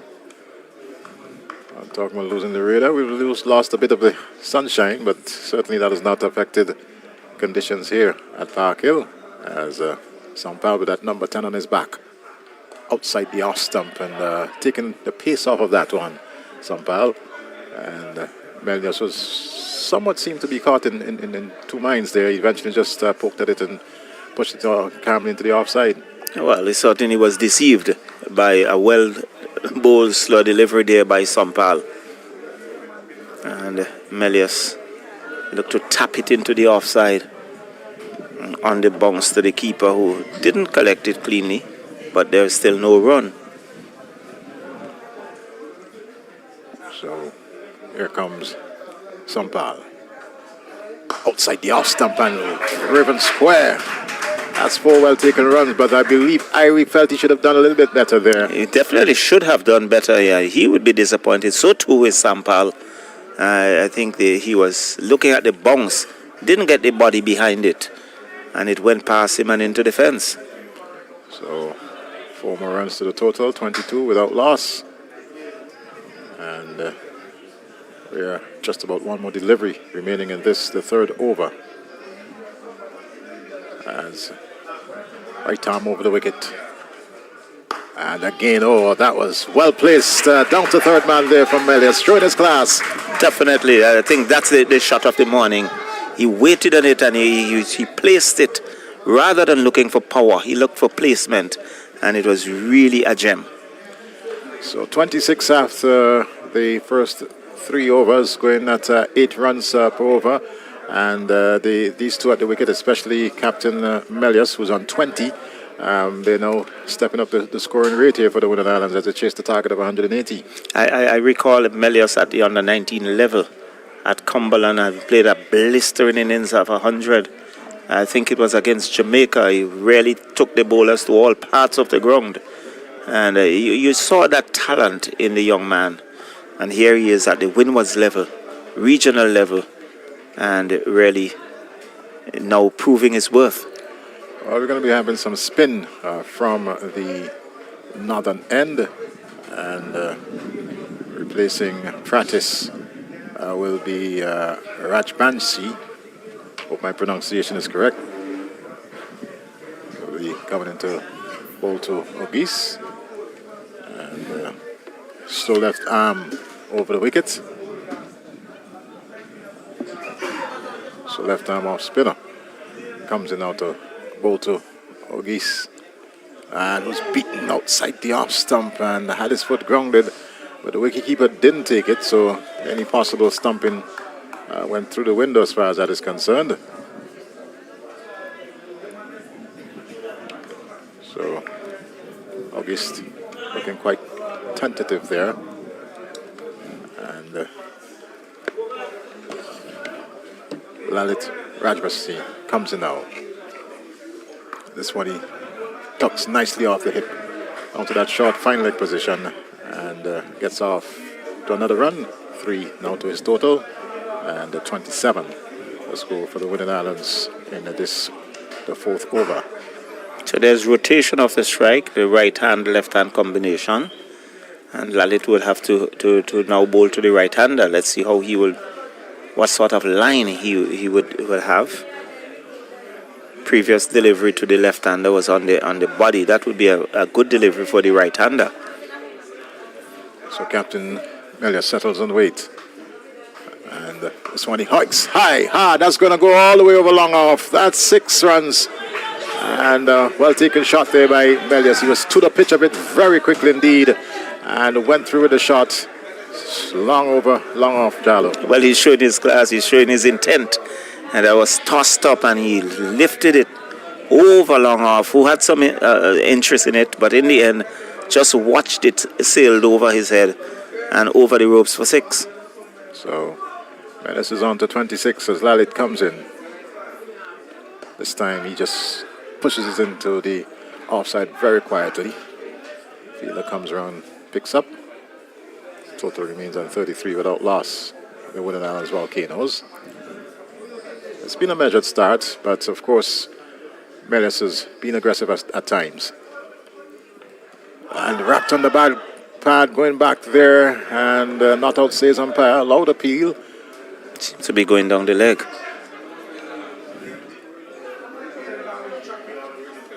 Butler, experienced umpire. Former West Indies player. Yes. Left arm fast medium bowler. Lalit. This time punches into that point position. Fielder is there to cover.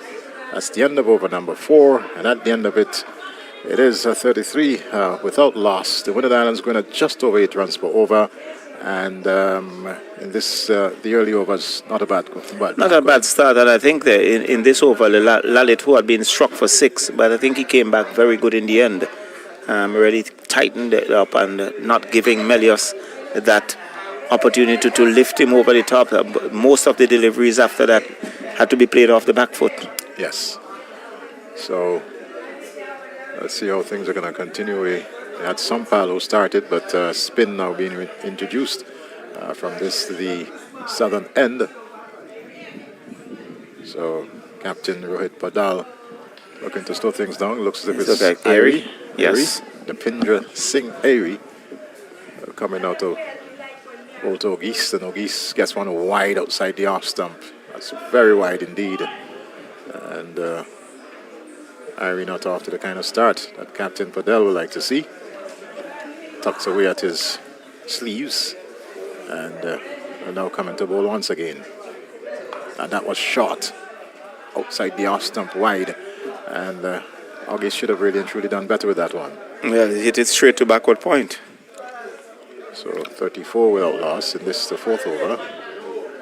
After deliveries already bowled in this one, as Irie comes into Ogis, and Ogis, well, that was uppishly, and again we see the not good feeling there from the Nepalese fielder. Certainly, I think this is an area that they'll have to work on going into the World Cup. They will have to do quite a bit of work in terms of their fielding, because we have seen so many lapses already, and you cannot afford to do that when you're playing against international teams.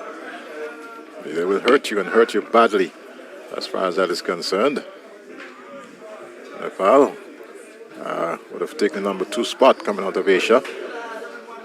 This one is swung high, over, long on, into the bushes. As a matter of fact, it strikes the concrete structure just above the ground. Rebounded into the bushes. And it was very hard indeed.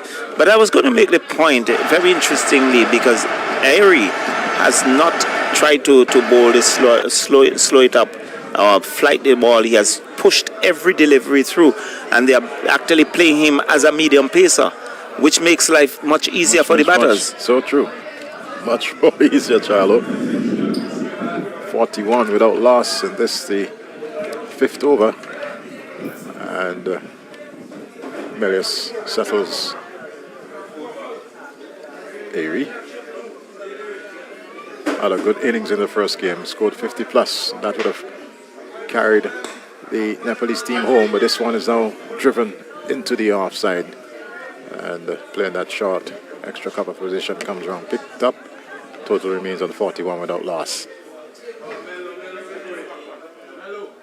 Outside the off stump, and it was full pitched there from Airy.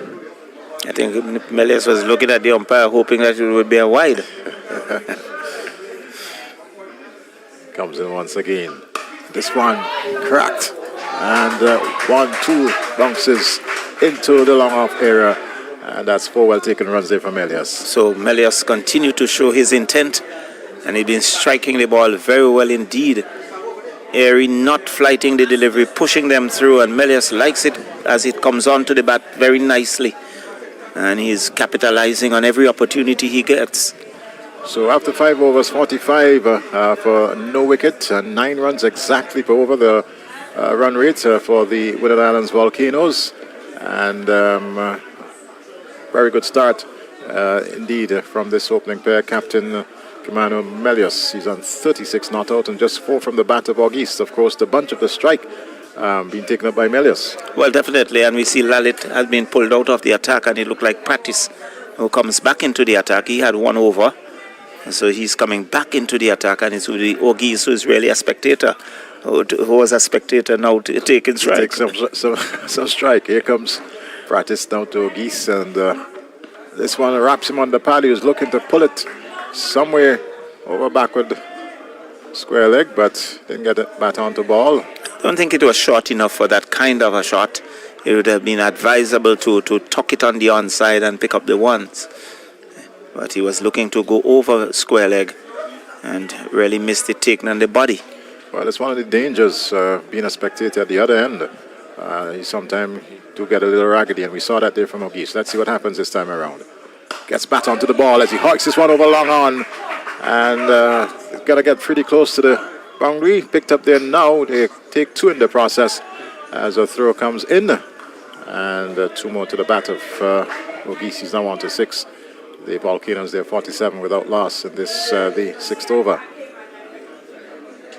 So nice little decent crowd here at Park Hill, and on Saturday we expect a huge turnout as Practice comes in now. And that one was almost a baseball type shot, and he gone all the way. All the way. So the 50 comes up. 53 without loss. 5.3 overs. Good going by on the part of the Windward Island Volcanoes, and that one was hit with some sort of despair. Just walked into it and slapped it. There it is. There you go. Slapped it over long off. So 53 without loss as Rohit just having a brief 4 day with Practice, Captain Rohit Padel, and Practice will now come in now to August. And this one he drives straight to mid-off. Padel Sweet off the bat. Yes, and it's good to see Padel sticking the ball without any bump. Yeah, straight to the mid-off fielder, but that was it, struck very firmly. Yeah, lovely drive indeed there off the bat of August. But unfortunately, he could only find the fielder at mid-off, and Captain Rohit Padel. I think 2 or 3 meters to the left or right, that would have gone to the fence. Certainly. There's Practice. And this one he pulls over mid-wicket. That is going to go out to the ground. It is into the banana field below. 6 well-taken runs. But that was disdainfully hit. He just picked it up as if he was taking food from candy from a baby and just dispatched it over mid-wicket. So August now getting into the run feast here. Of course, Captain Melius on 36, and there you see that pull way over mid-wicket, and 6 more runs to the total here for the Windward Islands, 59 without loss. Perhaps he's saying to his captain, you can do it, I can do it better. And really, that was a disdainful shot. Without a doubt. So, just 1 ball remaining in this, the 6th over, and they're over 10 runs per over at this point in time. The Windward Islands Volcanoes, as we await the return of the ball. both batsmen there on screen are looking into the area, that mid-wicket area, where the ball went over. I'm yet to see any thing being done by the reserve umpire. So well, I think umpire Byam is down at the boundary edge looking over the wall. I'm not too sure. Perhaps there are some youngsters on that side going to retrieve the ball. And he's looking because we have not seen the third umpire as yet. So going out with any replacement. But certainly what we have seen so far from the two games, it is that the faster bowlers seem to get hit about rather easily because the bounce is true. The ball comes on very nicely. certainly. And batters are comfortable playing through the line. Well, so I think the ball has been returned. yes, it is. And I see the umpire making his way back into the middle. In the background, one of those lovely little houses here at Park Hill. A nice community indeed, and a sporting community. Very much so. Close to South Rivers, another community that loves their cricket. They produced former West Indies fast bowler Cameron Coffey. Definitely.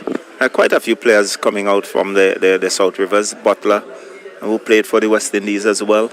South Rivers chap. Lyndon James, who played for the Winwards. We have seen him at Stanford. Yes. South Rivers as well. So there are a few names that you can look around and can speak of.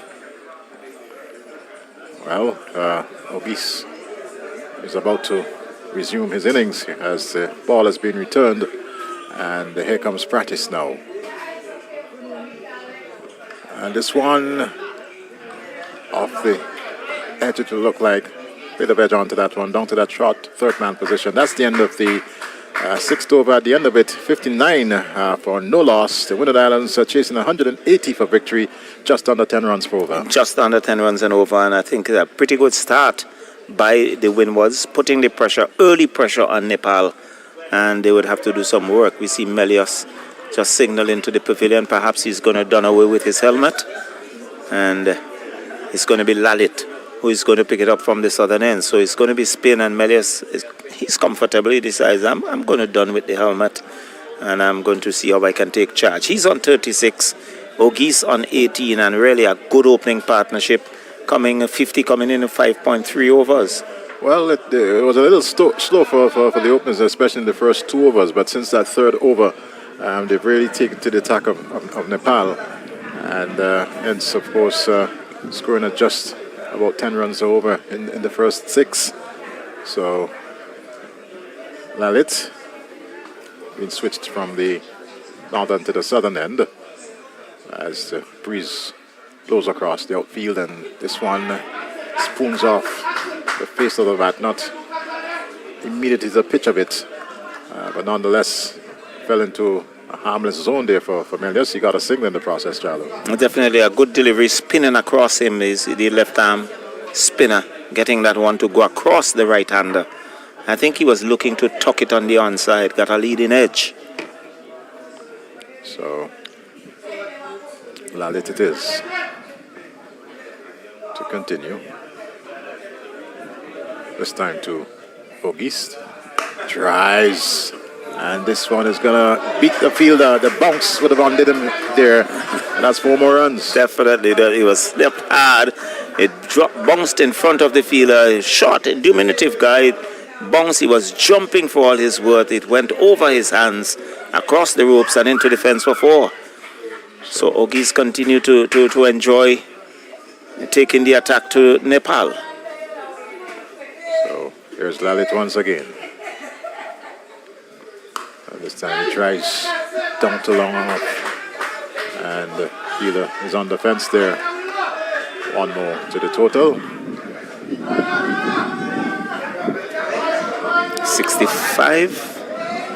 65 without loss. We're in over number 7. So the pressure definitely on the Nepalese team at this point in time. They will want to see the back of one of these very, very soon. And there's Melius just gently tapping it into the onside. And Lalit seemed to be giving Melius a bit of a worry. Still was not to the pitch of that one, Charlo. Well, he was content to just defend. Let's see how he responds to this one.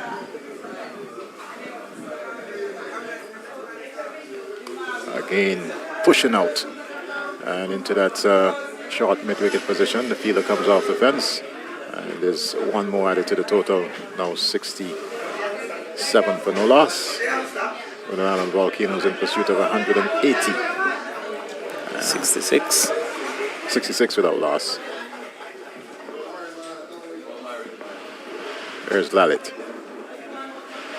And this one, in the end, good work there by Irie on the deep mid-wicket boundary. And getting that return in, just one more added to the total. Now on to 67. So at the end of over number 7, 67, 80, 38 to Melios, 23, 24 to Ogis.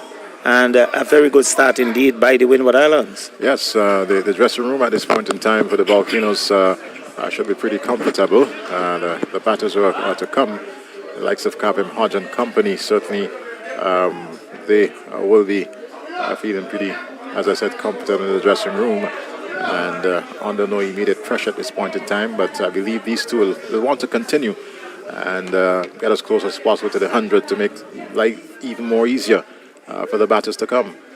Well, definitely. And there's a change in bowling at the far end, the northern end. It's going to be Gulshan.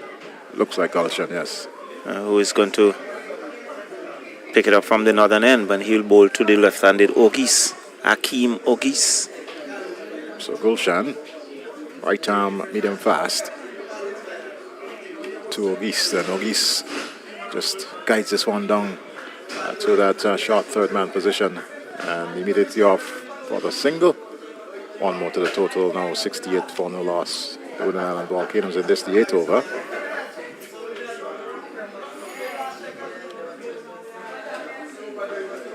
And Gulshan, there is him on screen. Tall, lanky figure indeed. Inspects a ball and now turn. The number 15 bearing down on his back, races in now. This time to Melnus, drives. Lovely shot indeed. It looked easy, but it was a well-taken drive there by Melnus. It was just, he caressed it through the covers and long off had a run, but you do get value for your shots, and it raced across the outfield, and in the end, he just watched it go across the ropes. So 42 now to Melios, really a good captain innings here and putting his team into a very good position. Without a doubt, it's 72 without loss in this, the 8th over. And just caressed that one, but it seemed to just picked up speed as it made its way to the boundary. Gulshan. And this one goes square. They're off for a quick single. And I believe Ogis would have been in. Yeah, I think he would have been there comfortably. And so good judgment of the single there. He was backing up very quickly. And the total goes on to 73. So good cricket on the part of Windward Island Volcanoes. So the scoring rate is, I believe, exactly 10 runs are over there about. And Gulshan make his way back to the top of his mark.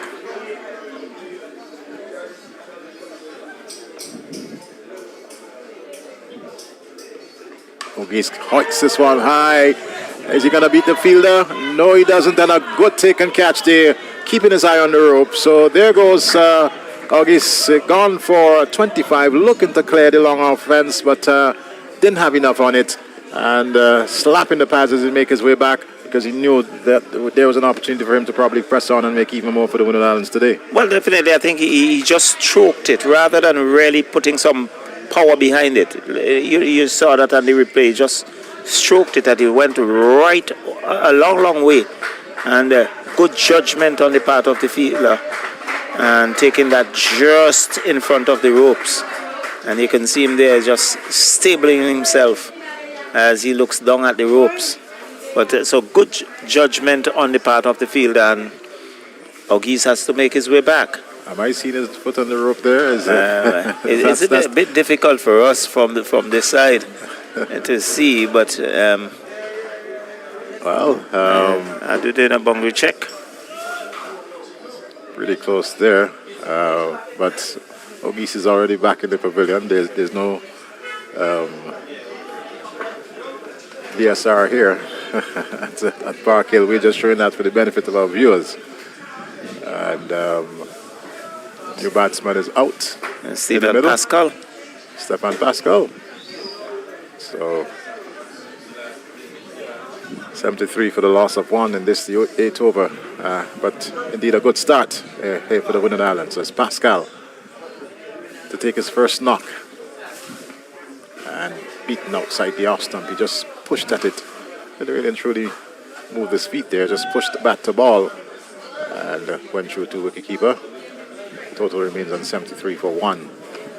So a good partnership being broken there by Gulshan, as Ogis just stroked it and was caught on the long off boundary.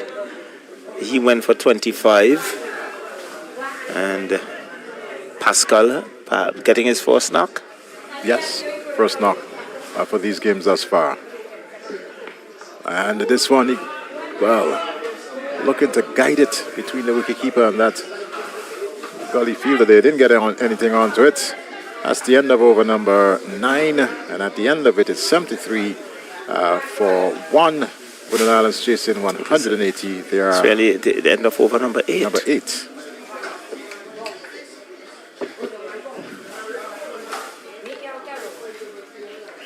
So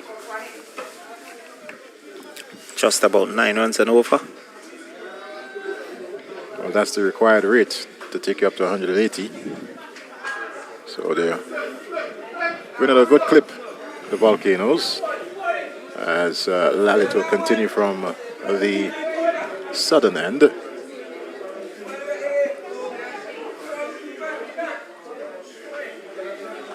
As Captain Melius, he's not out on 43.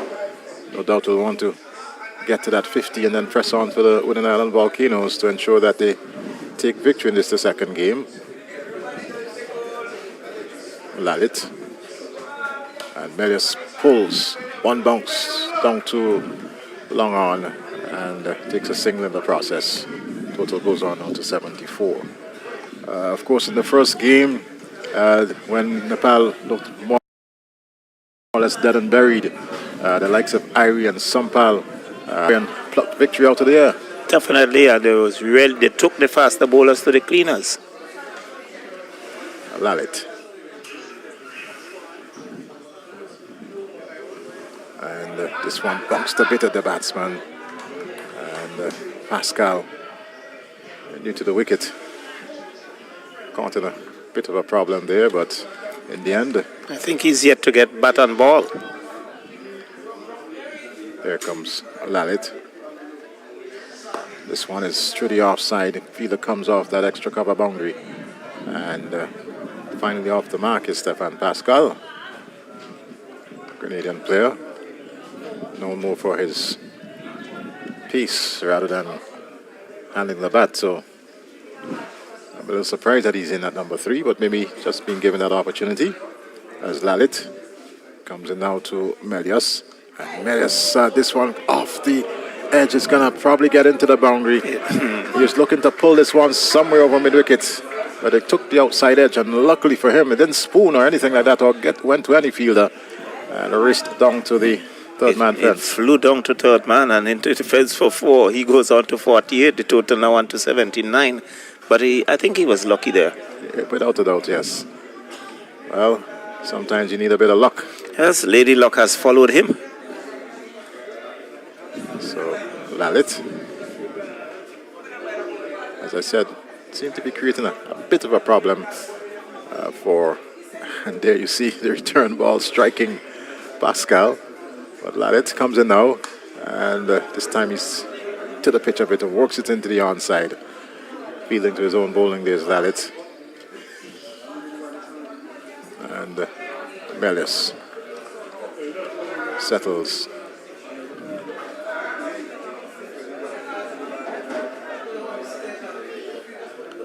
Delivery that he rocks back and just forces into the offside. And for a moment I thought he was going to go a little bit more to the left of Irie, but only found Irie in that cover position.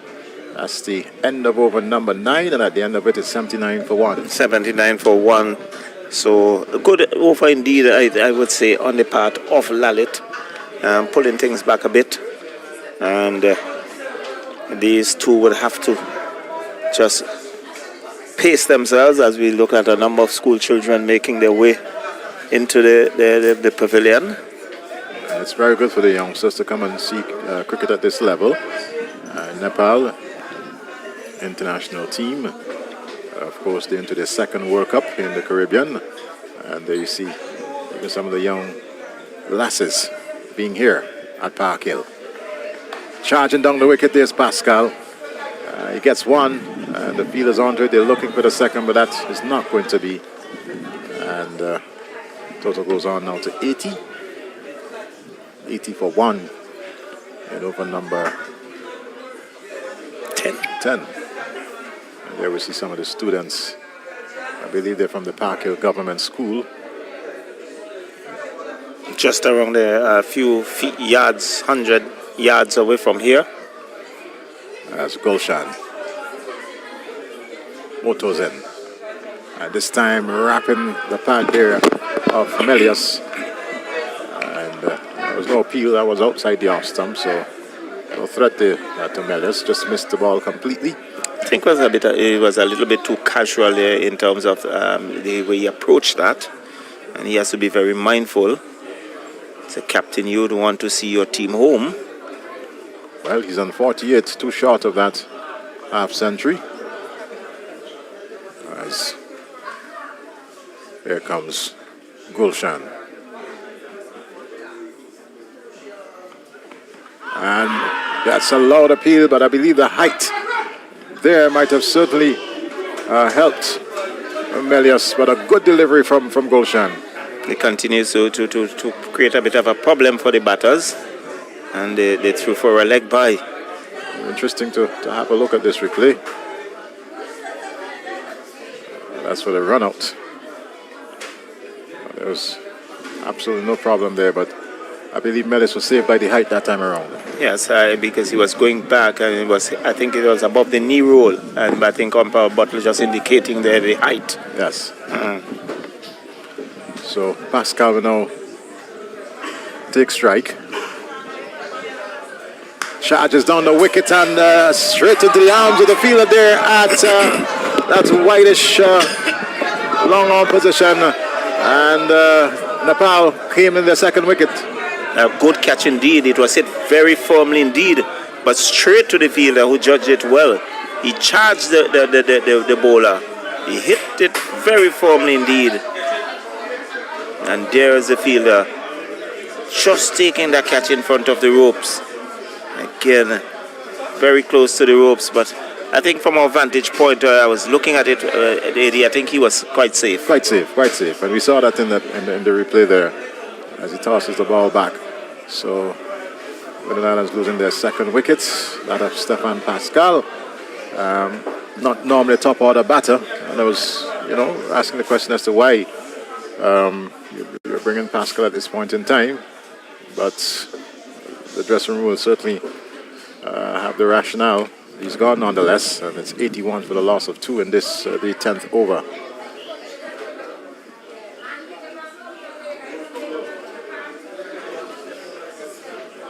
So, Melius is still there. Kimani Melius.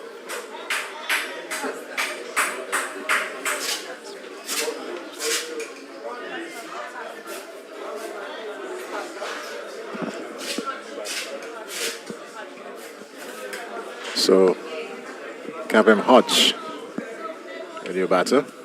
Batting at number 4 for the Windies Volcanoes. Gulshan in, and this one well played there by Hodge. I'm looking at the structure. It certainly does not look like having Hodge.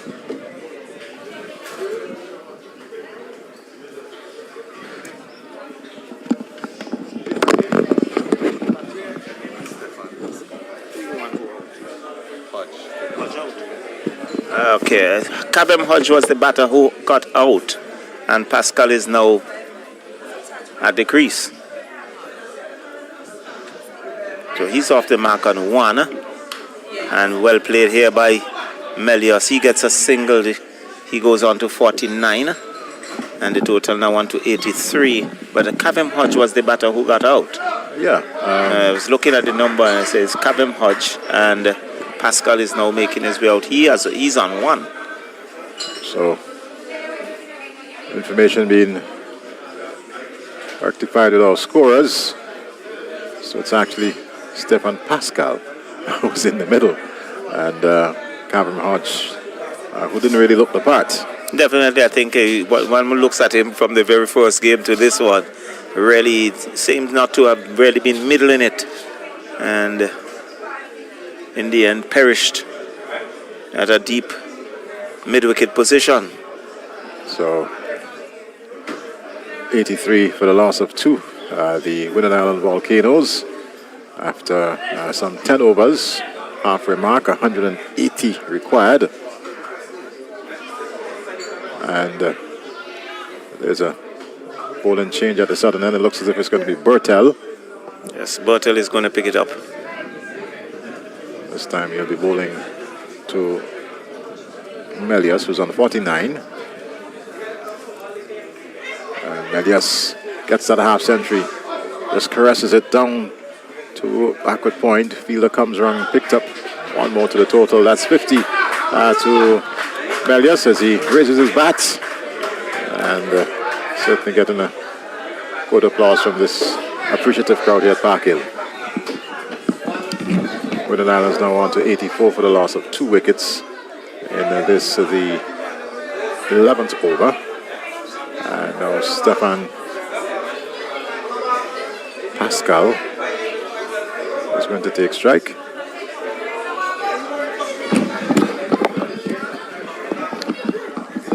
So here comes Bertel. Into Pascal. Pascal drives it into the offside. Can only find Irie, who's marshalling in that cover region. So that is true. So Melius 50 coming off 36 deliveries, 7 fours and 2 sixes. Good going there by the Winnan Island Volcanoes captain. 50 off 36. As this one is well fielded there by Bertel. And he's rubbing that left knee of his, would have been struck in the knee. And even more so as he dove to his left, you can see the remains of the dust from the pitch on his clothing. Well, he's dusting himself off. But it was a very good stop on the part of Bertel there. Well done. Comes in now, and this time worked off the pad. Fielder comes in on mid-wicket, and one more. Total now on to 85 for the loss of 2. So it's important that these two in Melius, as we look at this replay once again, there's Bertel coming off with a good save, and I think he would have probably struck his knee into the pitch. That's primarily what happened a while ago. He's much better now, comes in now to bowl to Melius, and Melius hits this one high. Someone is circling underneath the long off fielder. He does take the catch. So there goes the prize scalp of Melius just after completing his 50. Looking to go over long off, didn't make it this time. Catch taken with an Islands 85 for 3. Well, at top edge, and I was just going to make the point that Nepal just pulling things back a bit, because the Windward Island Volcano, they were going at a pretty good clip. And that's the problem here. You lost a few wickets can really put you under pressure. And I think Nepal just about pulling things back here, as we can see Descartes making his way out. And yet another good catch and on the ropes. Right on the ropes. The 3 dismissals have all been on the ropes.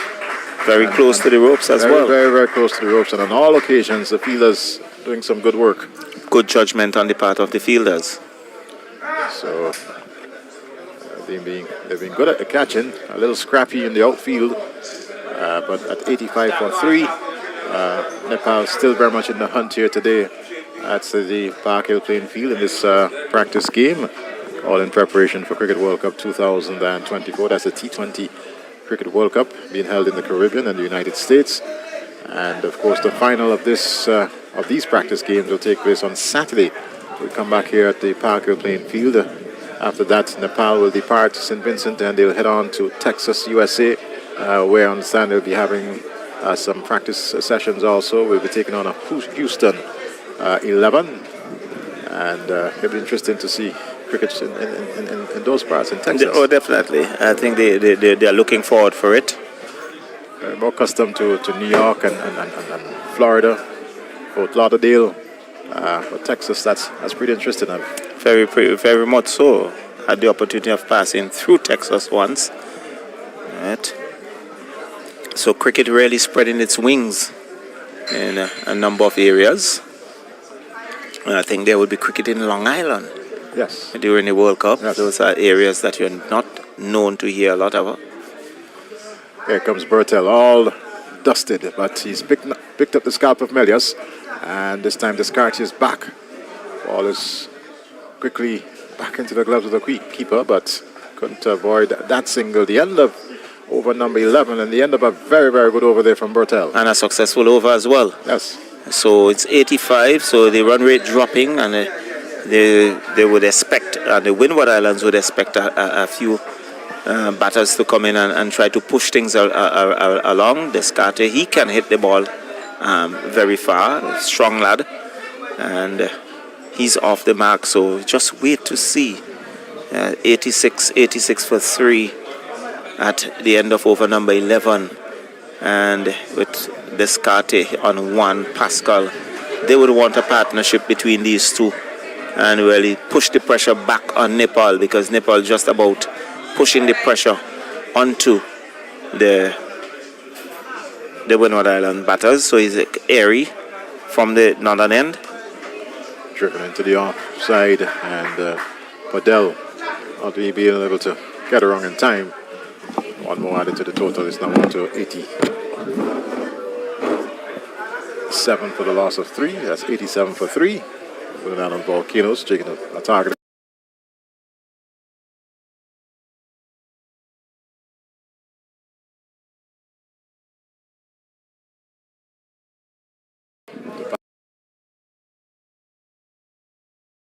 Fielder is off the boundary, and just one more resulting. So they're certainly rotating the strike. They went out on Volcanoes, picking up the singles, but having lost those 2 quick wickets, we certainly want to consolidate here and press on outside the off stump and into that point position.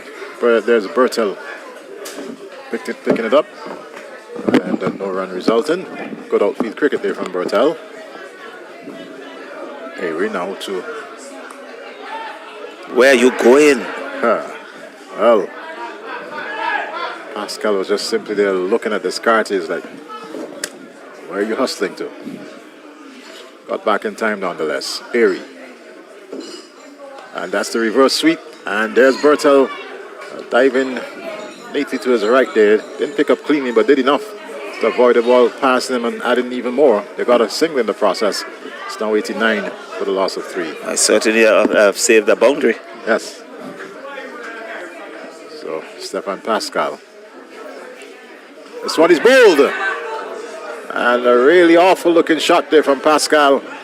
And he looks disappointed, but I would have been disappointed with a shot like that. It really and truly was agricultural, as we said, and losing his stumps in the process. The Winning Islands now 89 for 4. Well, I think a poor shot on the part of Pascal, because you must recognize that Airy has not been flighting the balls. No shape whatsoever. He's pushing it through, so it would hustle you. It's easier to play him on the front foot. There he was looking for a pull shot, and that was through him. The bounce has also done him, because he was looking for a more bounce, but that one kept a little low, and it was through him before he completed the shot.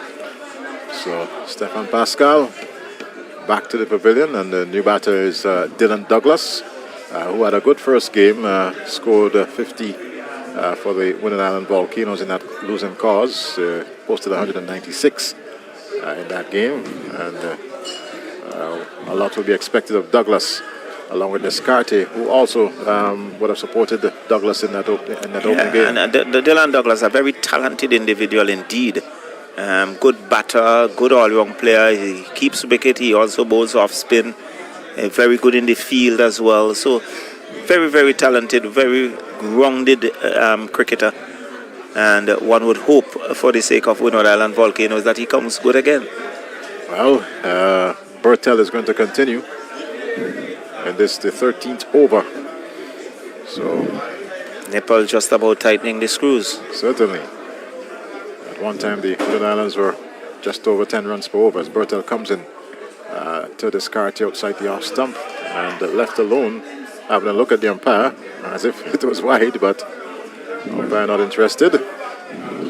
Considered to be a legal delivery. And Bertel tossing the ball from hand to hand. Moves in now to Descartes with that attempted reverse sweep and missed by the wicketkeeper. I believe this is going to be a bye. Let's see. Well, apparently would have gotten some bat Seemed on to got some bat on it. So not the area that he would have wanted that delivery to go, but getting a run in the process. And that's Descartes going on to 3. It's now 90 for the loss of 4. Bertel.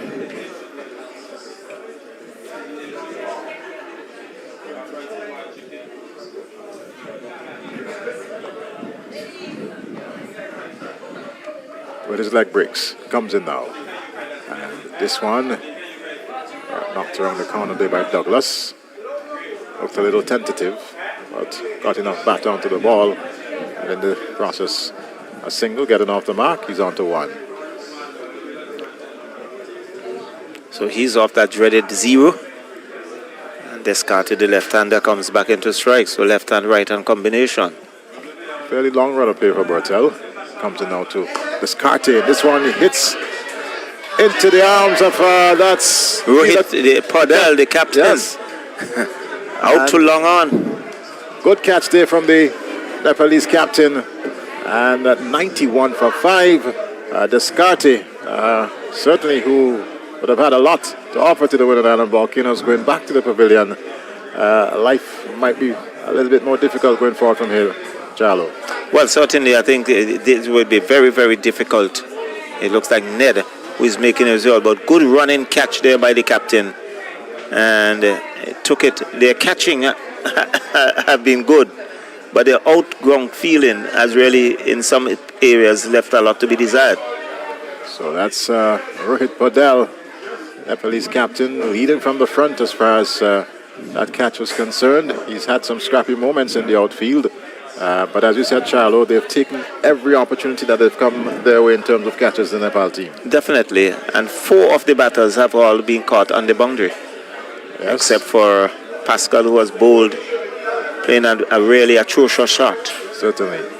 So, Darren Ned, a new batter. And Bertel, who's picked up 2 wickets, will continue from the southern end. Came good at the bat in that first game. Almost single-handedly took the Nepal team home. Comes in now to bowl to Ned, and Ned is back. Just forces it into the offside. There's absolutely no run available. But you can see the buoyancy in terms of the Nepalese in the field. Yes. That's what success does. Without a doubt. As Bertel with his leg breaks. Coming out the bowl to Ned. And Ned drives down to long on, and that's long off, sorry. That's a well taken shot. 4 good runs there off the bat of Ned. Oh, definitely a beautiful shot by Ned. But looking at Bertel, he reminds me so much of Rashid Khan. The leg spinner. Yes. Yes, so correct, Charlo. That was tossed up, and Ned was launched into it and drove it sweetly through between extra cover and mid-off, and Captain Padel on did mid-off boundary, just watched it go across the ropes. And absolutely no chance there. So 95 for the loss of 5. That's the Volcanoes after 13 overs. And the These two in the middle in Ned and Douglas. Ned has already shown that he has the ability, he has the class, and we know what Dylan Douglas can do. So all is not lost here for this Windward Islands team. So Lalit comes back into the attack. Switching ends once again. Back to the northern end, the mountainous end, the hillside end here at the Park Hill playing field. Sun out in all its glory here this afternoon, but there's still that nice cooling breeze that's coming into our commentary position. Lalit. And this one, Douglas just works it calmly into the offside. The off for a quick single. Comfortably taken. Yes, Irie came around very quickly indeed, and picked up, quickly had the ball back into the gloves of his wicketkeeper, but couldn't avoid that run. 96 for 5.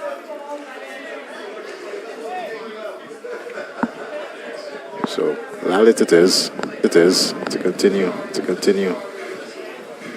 And now asking for the fielder just to come around a bit, to that cover boundary. It's time to bowl to Ned. And Ned showing some respect there, just working it back up along the pitch. Defensive mood, so Lalit will be happy with that. So to Captain Podell and the rest of this Nepalese team, as coming once again to bowl to Ned, and Ned gets one that jumped at him off of the pitch, but he was on top of it and just pushed it into the offside. One more to the total. Soft hands and a really comfortable single taken by these two. Dylan Douglas, who have been rather quiet, and comes in to strike. So Douglas in that 49 on his back. To this delivery, worked it into the head-on area. Fielder comes off the long-on fence, and just one more added. So they're rotating the strikes. They're doing it in singles, but in the 14th over, there's that need for that occasional boundary. You need some boundaries. Nepal will be comfortable with this type of batting, and there's Douglas bowled. In fact, it was Ned looking to white that old wide long on. Lost his stump. Our stump knocked back in the process, so Winwards sink further into trouble. 98 for 6, and this the 14th over. And Ned, as we have a look at the replay, head in the air, and completely bowled there. So he goes back to the pavilion, and as if Hooper makes his way out. So Hooper, as we know, can bat. No rabbit with the bat. Yes. Can bat. Can hit the ball a long way as well. So there we see Ned not getting to the pitch of that one. Preconceived shot, and that's the whole matter, the pressure, not getting the boundaries, and Ned finding it necessary or wanting to certainly get over the ropes or push the scoring on, giving his wicket away. That's what pressure does. Pushed you in that mood to want to do something, to push it on, and here it is. He did something rash and paid the penalty. So Asif Hooper now will settle. Lalit is in, and back and across, and just works it into the onside. The bowler fielding to his own bowling, and that's the end of over number 14. 99. With just 6 more overs to go and 81 to get, 36 deliveries and 81 runs to get. It's not impossible. Yeah, but we really have to see some serious ball beating to get there. So those are the two batters in the middle, Asif Hooper and Dylan Douglas, who have lost his helmet. Both batsmen, as a matter of fact, without helmet, as it's been slow bowling here from the Nepalese team. Bertel will continue from the southern end. He's enjoying his job. Yeah, you can see it on his face. He's really enjoying his time out there, tossing ball from hand to hand. And as Asif Hooper just marking his guard, a little bit of cleaning there on the pitch area. And they now settle. As Bertel, opening batter, doing some bowling. Hooper down the wicket, sweeps, and out caught. Good catch there by Airy. Their catching has been outstanding. So, Asif Hooper being caught on the mid-wicket fence at 99 for 7. The writing appears to be on the wall for this Winwood Island team. Straight into the arms there of Airy, making absolutely no mistake. And Nepal claiming their 7th wicket. The Volcanoes under pressure. Definitely, and Larry Edwards makes his way out. But their catching really have been outstanding. Well, it's one of the things that even during the break, we saw them doing a lot of practicing with regards to the catching, and certainly this paid off. And every single opportunity being presented here today off the bat of the Volcanoes player, as far as catches are concerned, being taken by this Nepal team. So 99 for 7. So one left-hander replacing the other, Larry Edwards.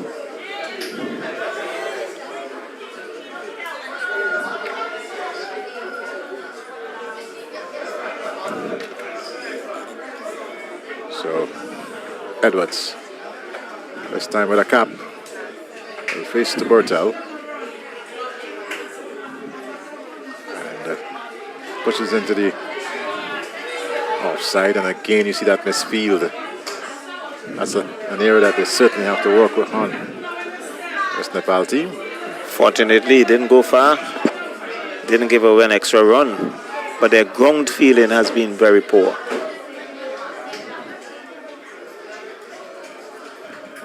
Bertel. Edwards tucks it into that mid-wicket position, short mid-wicket. And the two fielders converging on it, and Lalit and Irie winning the run, or the race, I should say, Irie. Exuberant Irie.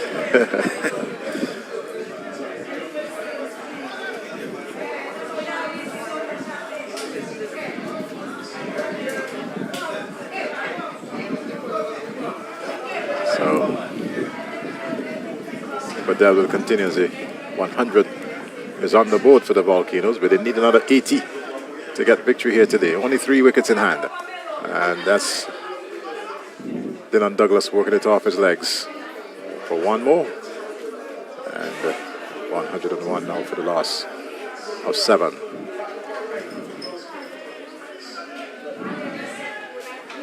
So from a stage of 70 without loss to 101 for 7. Some 31 runs. Yeah, not good work there for the Winwood Island team. As Bertel now will come in to bowl to Larry Edward, and Edward looking to just work this one somewhere between that point and short third man position and getting the batter onto the ball and into the gloves there of the keeper. Still 101 for 7. Bertel. And this one is driven to that mid-on position, and well, had he struck the stump there, it might have very well been interesting scenario for the certainly Winwards. it would have been. And Edwards, he goes on to 102, so some 78 runs still needed. But 5 overs to go. So 30, 78 from 30. not a situation where you need more than 2 runs and over. Right.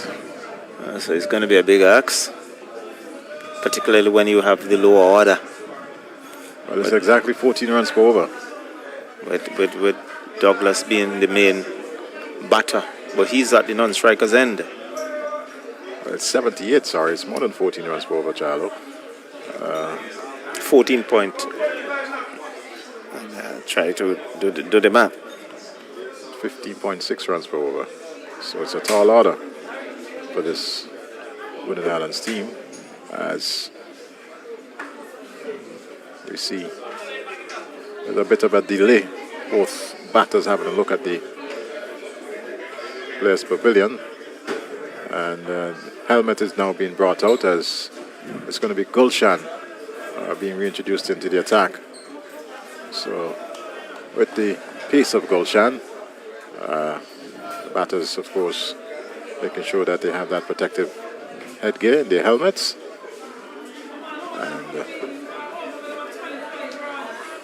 there we see, just having a look at the wonderful surroundings here at Park Hill. Lone player all the way out in that deep position. That's Sumpal. But Gulshan is going to continue with the bowling here for the Nepal team.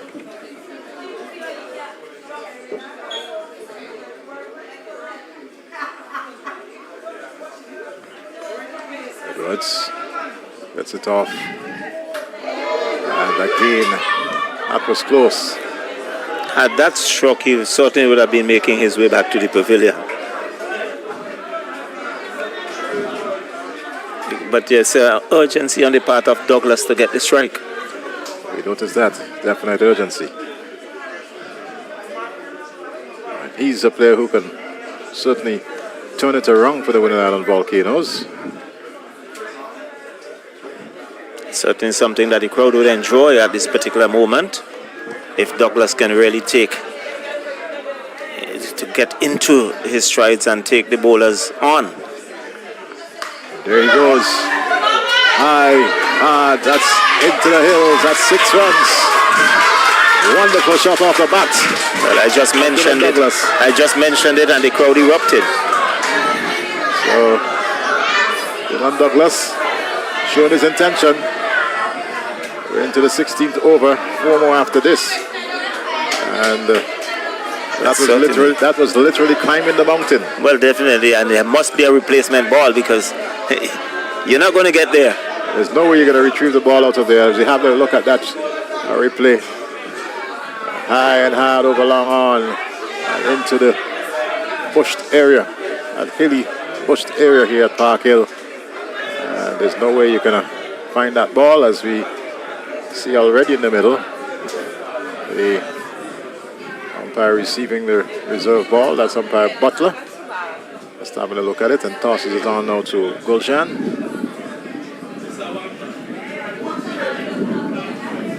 So we see Gulshan just throwing it to his captain. Captain had a look at it, he's satisfied and gives it back to Gulshan.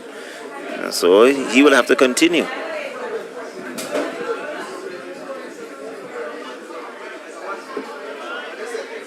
Gulshan breaks into his stride now. The ball to Douglas again. And this time, in defense, pushes it back up along the onside. Equal to his own bowling, there's Gulshan. And some good fielding there on the leg side. Total remains at 109 for 7. So, a lot depends on Douglas here for the Winning Island Volcanoes.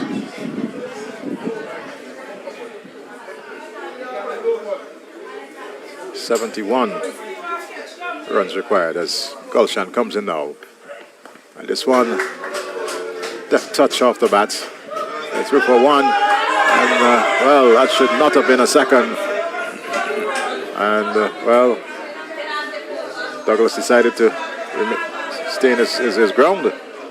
And just one wide, it's now 110 for 7.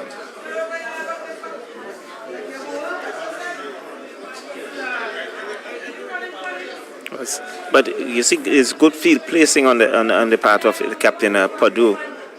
He had the third man right in place, so it was neatly played by Douglas, but it was only kept to a single. That's Edwards punching into the onside, and they'll pick up another single. The Volcanoes. Lord Nelson, yes. 1-1-1. 111. Skipping a hop. Famous David Shepherd. Yes. Sheppy. We do remember him. 111 for 7.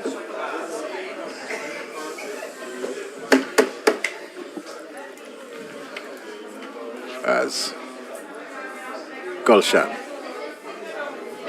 comes in now to bowl this time to Dylan Douglas, and Douglas is bowled. Slow delivery. Deceived. And I think that's the writing on the wall for the Winwards. Well, Nelson had his say. Very much so. And see Otney Lewis making his way out. There's no slouch with the bat, really. But there was Douglas deceived there by the slow delivery. Yes, he was through the shot, and we haven't even, there you go, way through the shot before the delivery made its way in. And leg stump knocked back. It's 111 for 8. The Volcanoes certainly in some huge problems here this afternoon at the Park Hill playing field. Middle stump knocked back.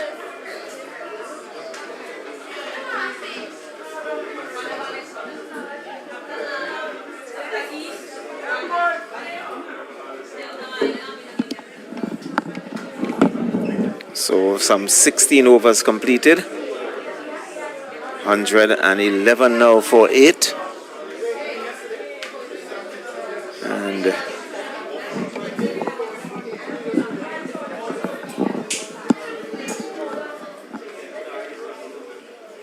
so Otney Lewis, the new batter, in, and with just 4 overs to go, some 24 deliveries, 79 runs required, 2 wickets in hand. It's a mountain to climb here this afternoon for the Windward Island Volcanoes in this practice game. .111 for 8. As change in bowling from the southern end, as Bertel would have finished his spell.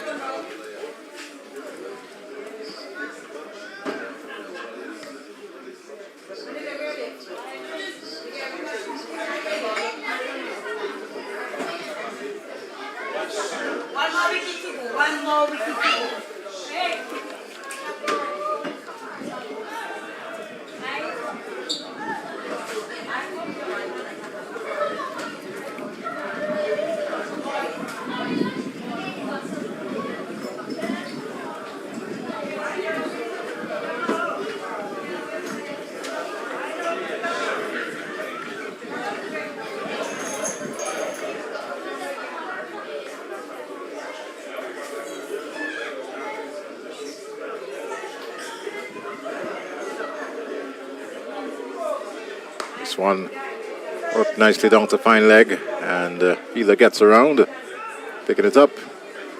So 1 more to the total there for the Windward Island Volcanoes. is it Bohara? It is Bohara, who's bowling from the southern end.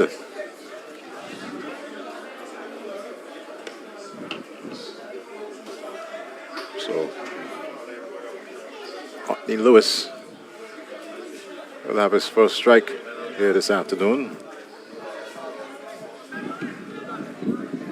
Can he do the unthinkable for the Windward Islands? As Bohara moves in. And 1 up in the block hole, and straight to that short third man position, no run resulting.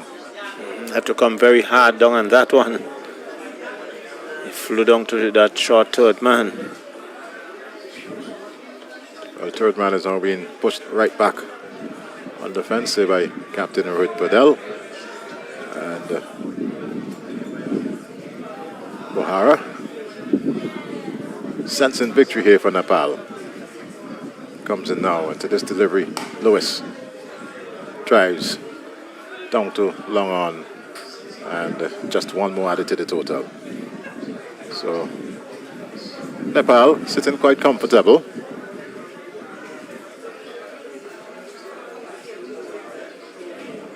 And certainly the Volcanoes, in terms of the shot selection, that's where they would have faltered. Definitely.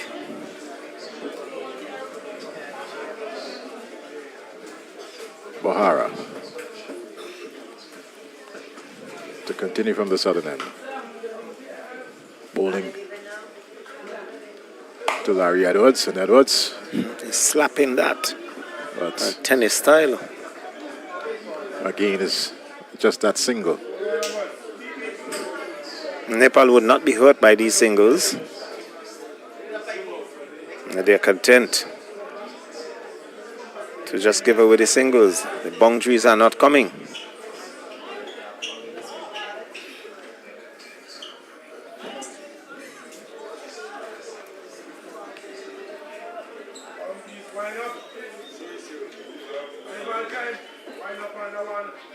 O'Hara comes in yet again to bowl to Anthony Lewis. Lewis gets one right up, and Smart bowling on the part is. of Bohara. yes. So that's the end of over number 17. And at the end of it, 114 for the loss of 8. Screws are definitely on here for the Wooden Island Volcanoes. 66 needed off 18. That's difficult to wiggle your way out, shallow.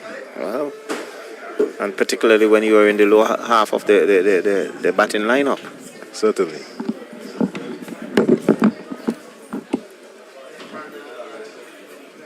So, Lewis.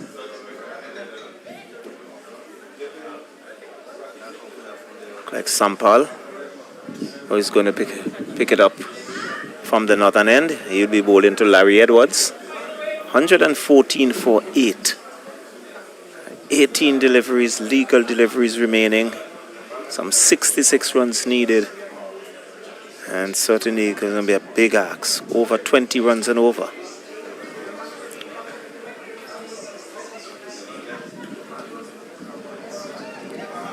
Sampal. Edwards looking to pull that out to square leg.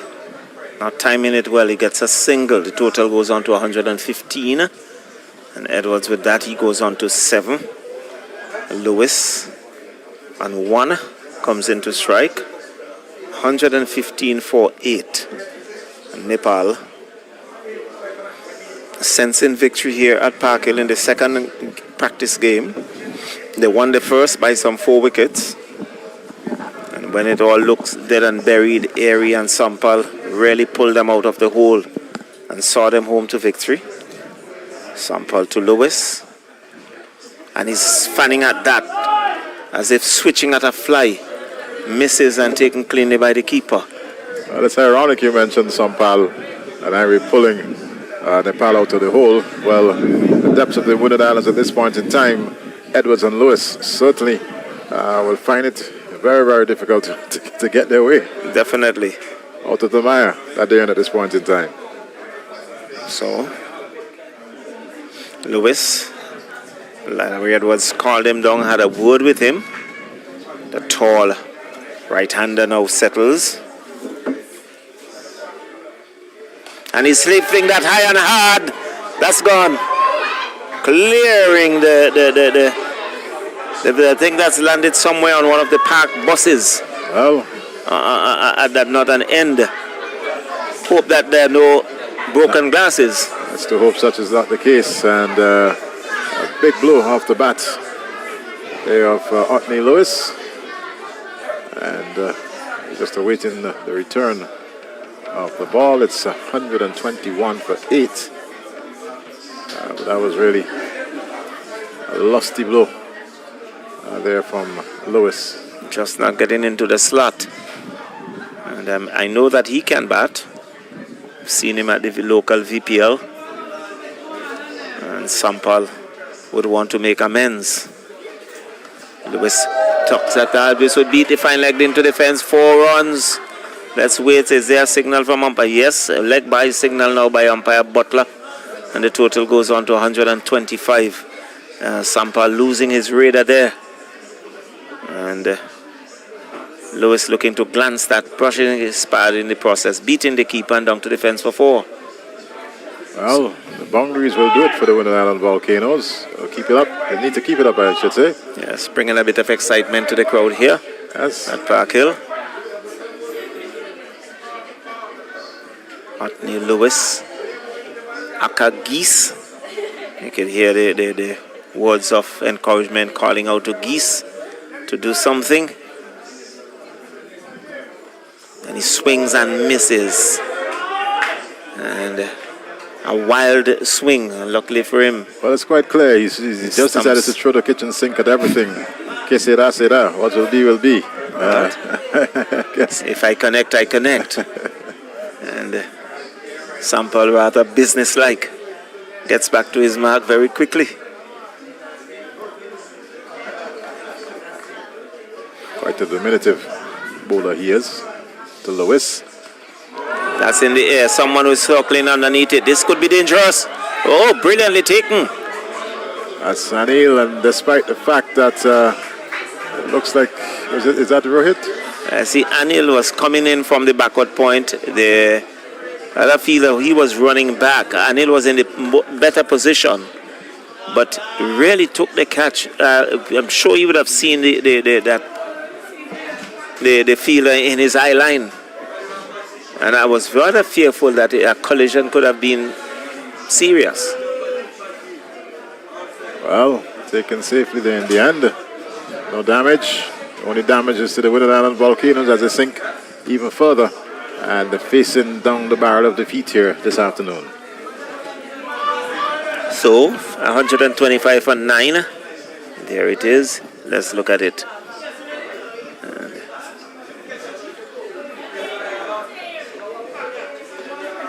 So Redhead joins Larry Edwards. Final pair at the crease. Can we get some magic? Well, there's 65 runs needed. There's some 13 deliveries remaining.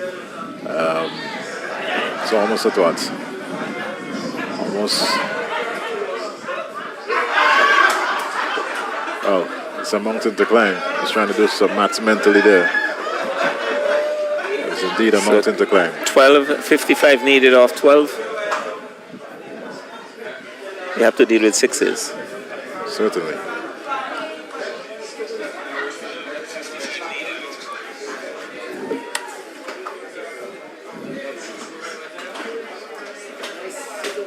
This one is worked on to the onside, offside. There by Edward.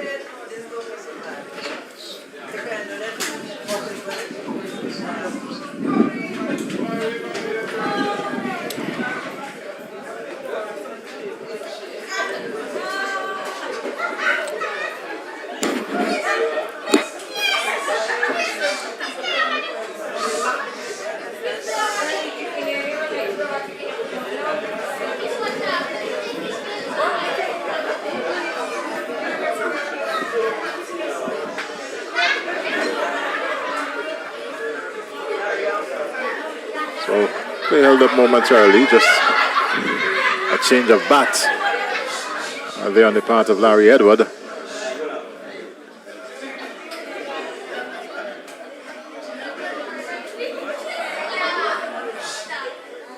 So Edward's getting a new bat. But that brings some magic too. Well, I'm hoping. I'm hoping that it does. But we are in the final moments. Edward, he's on 7. Nicholas Redhead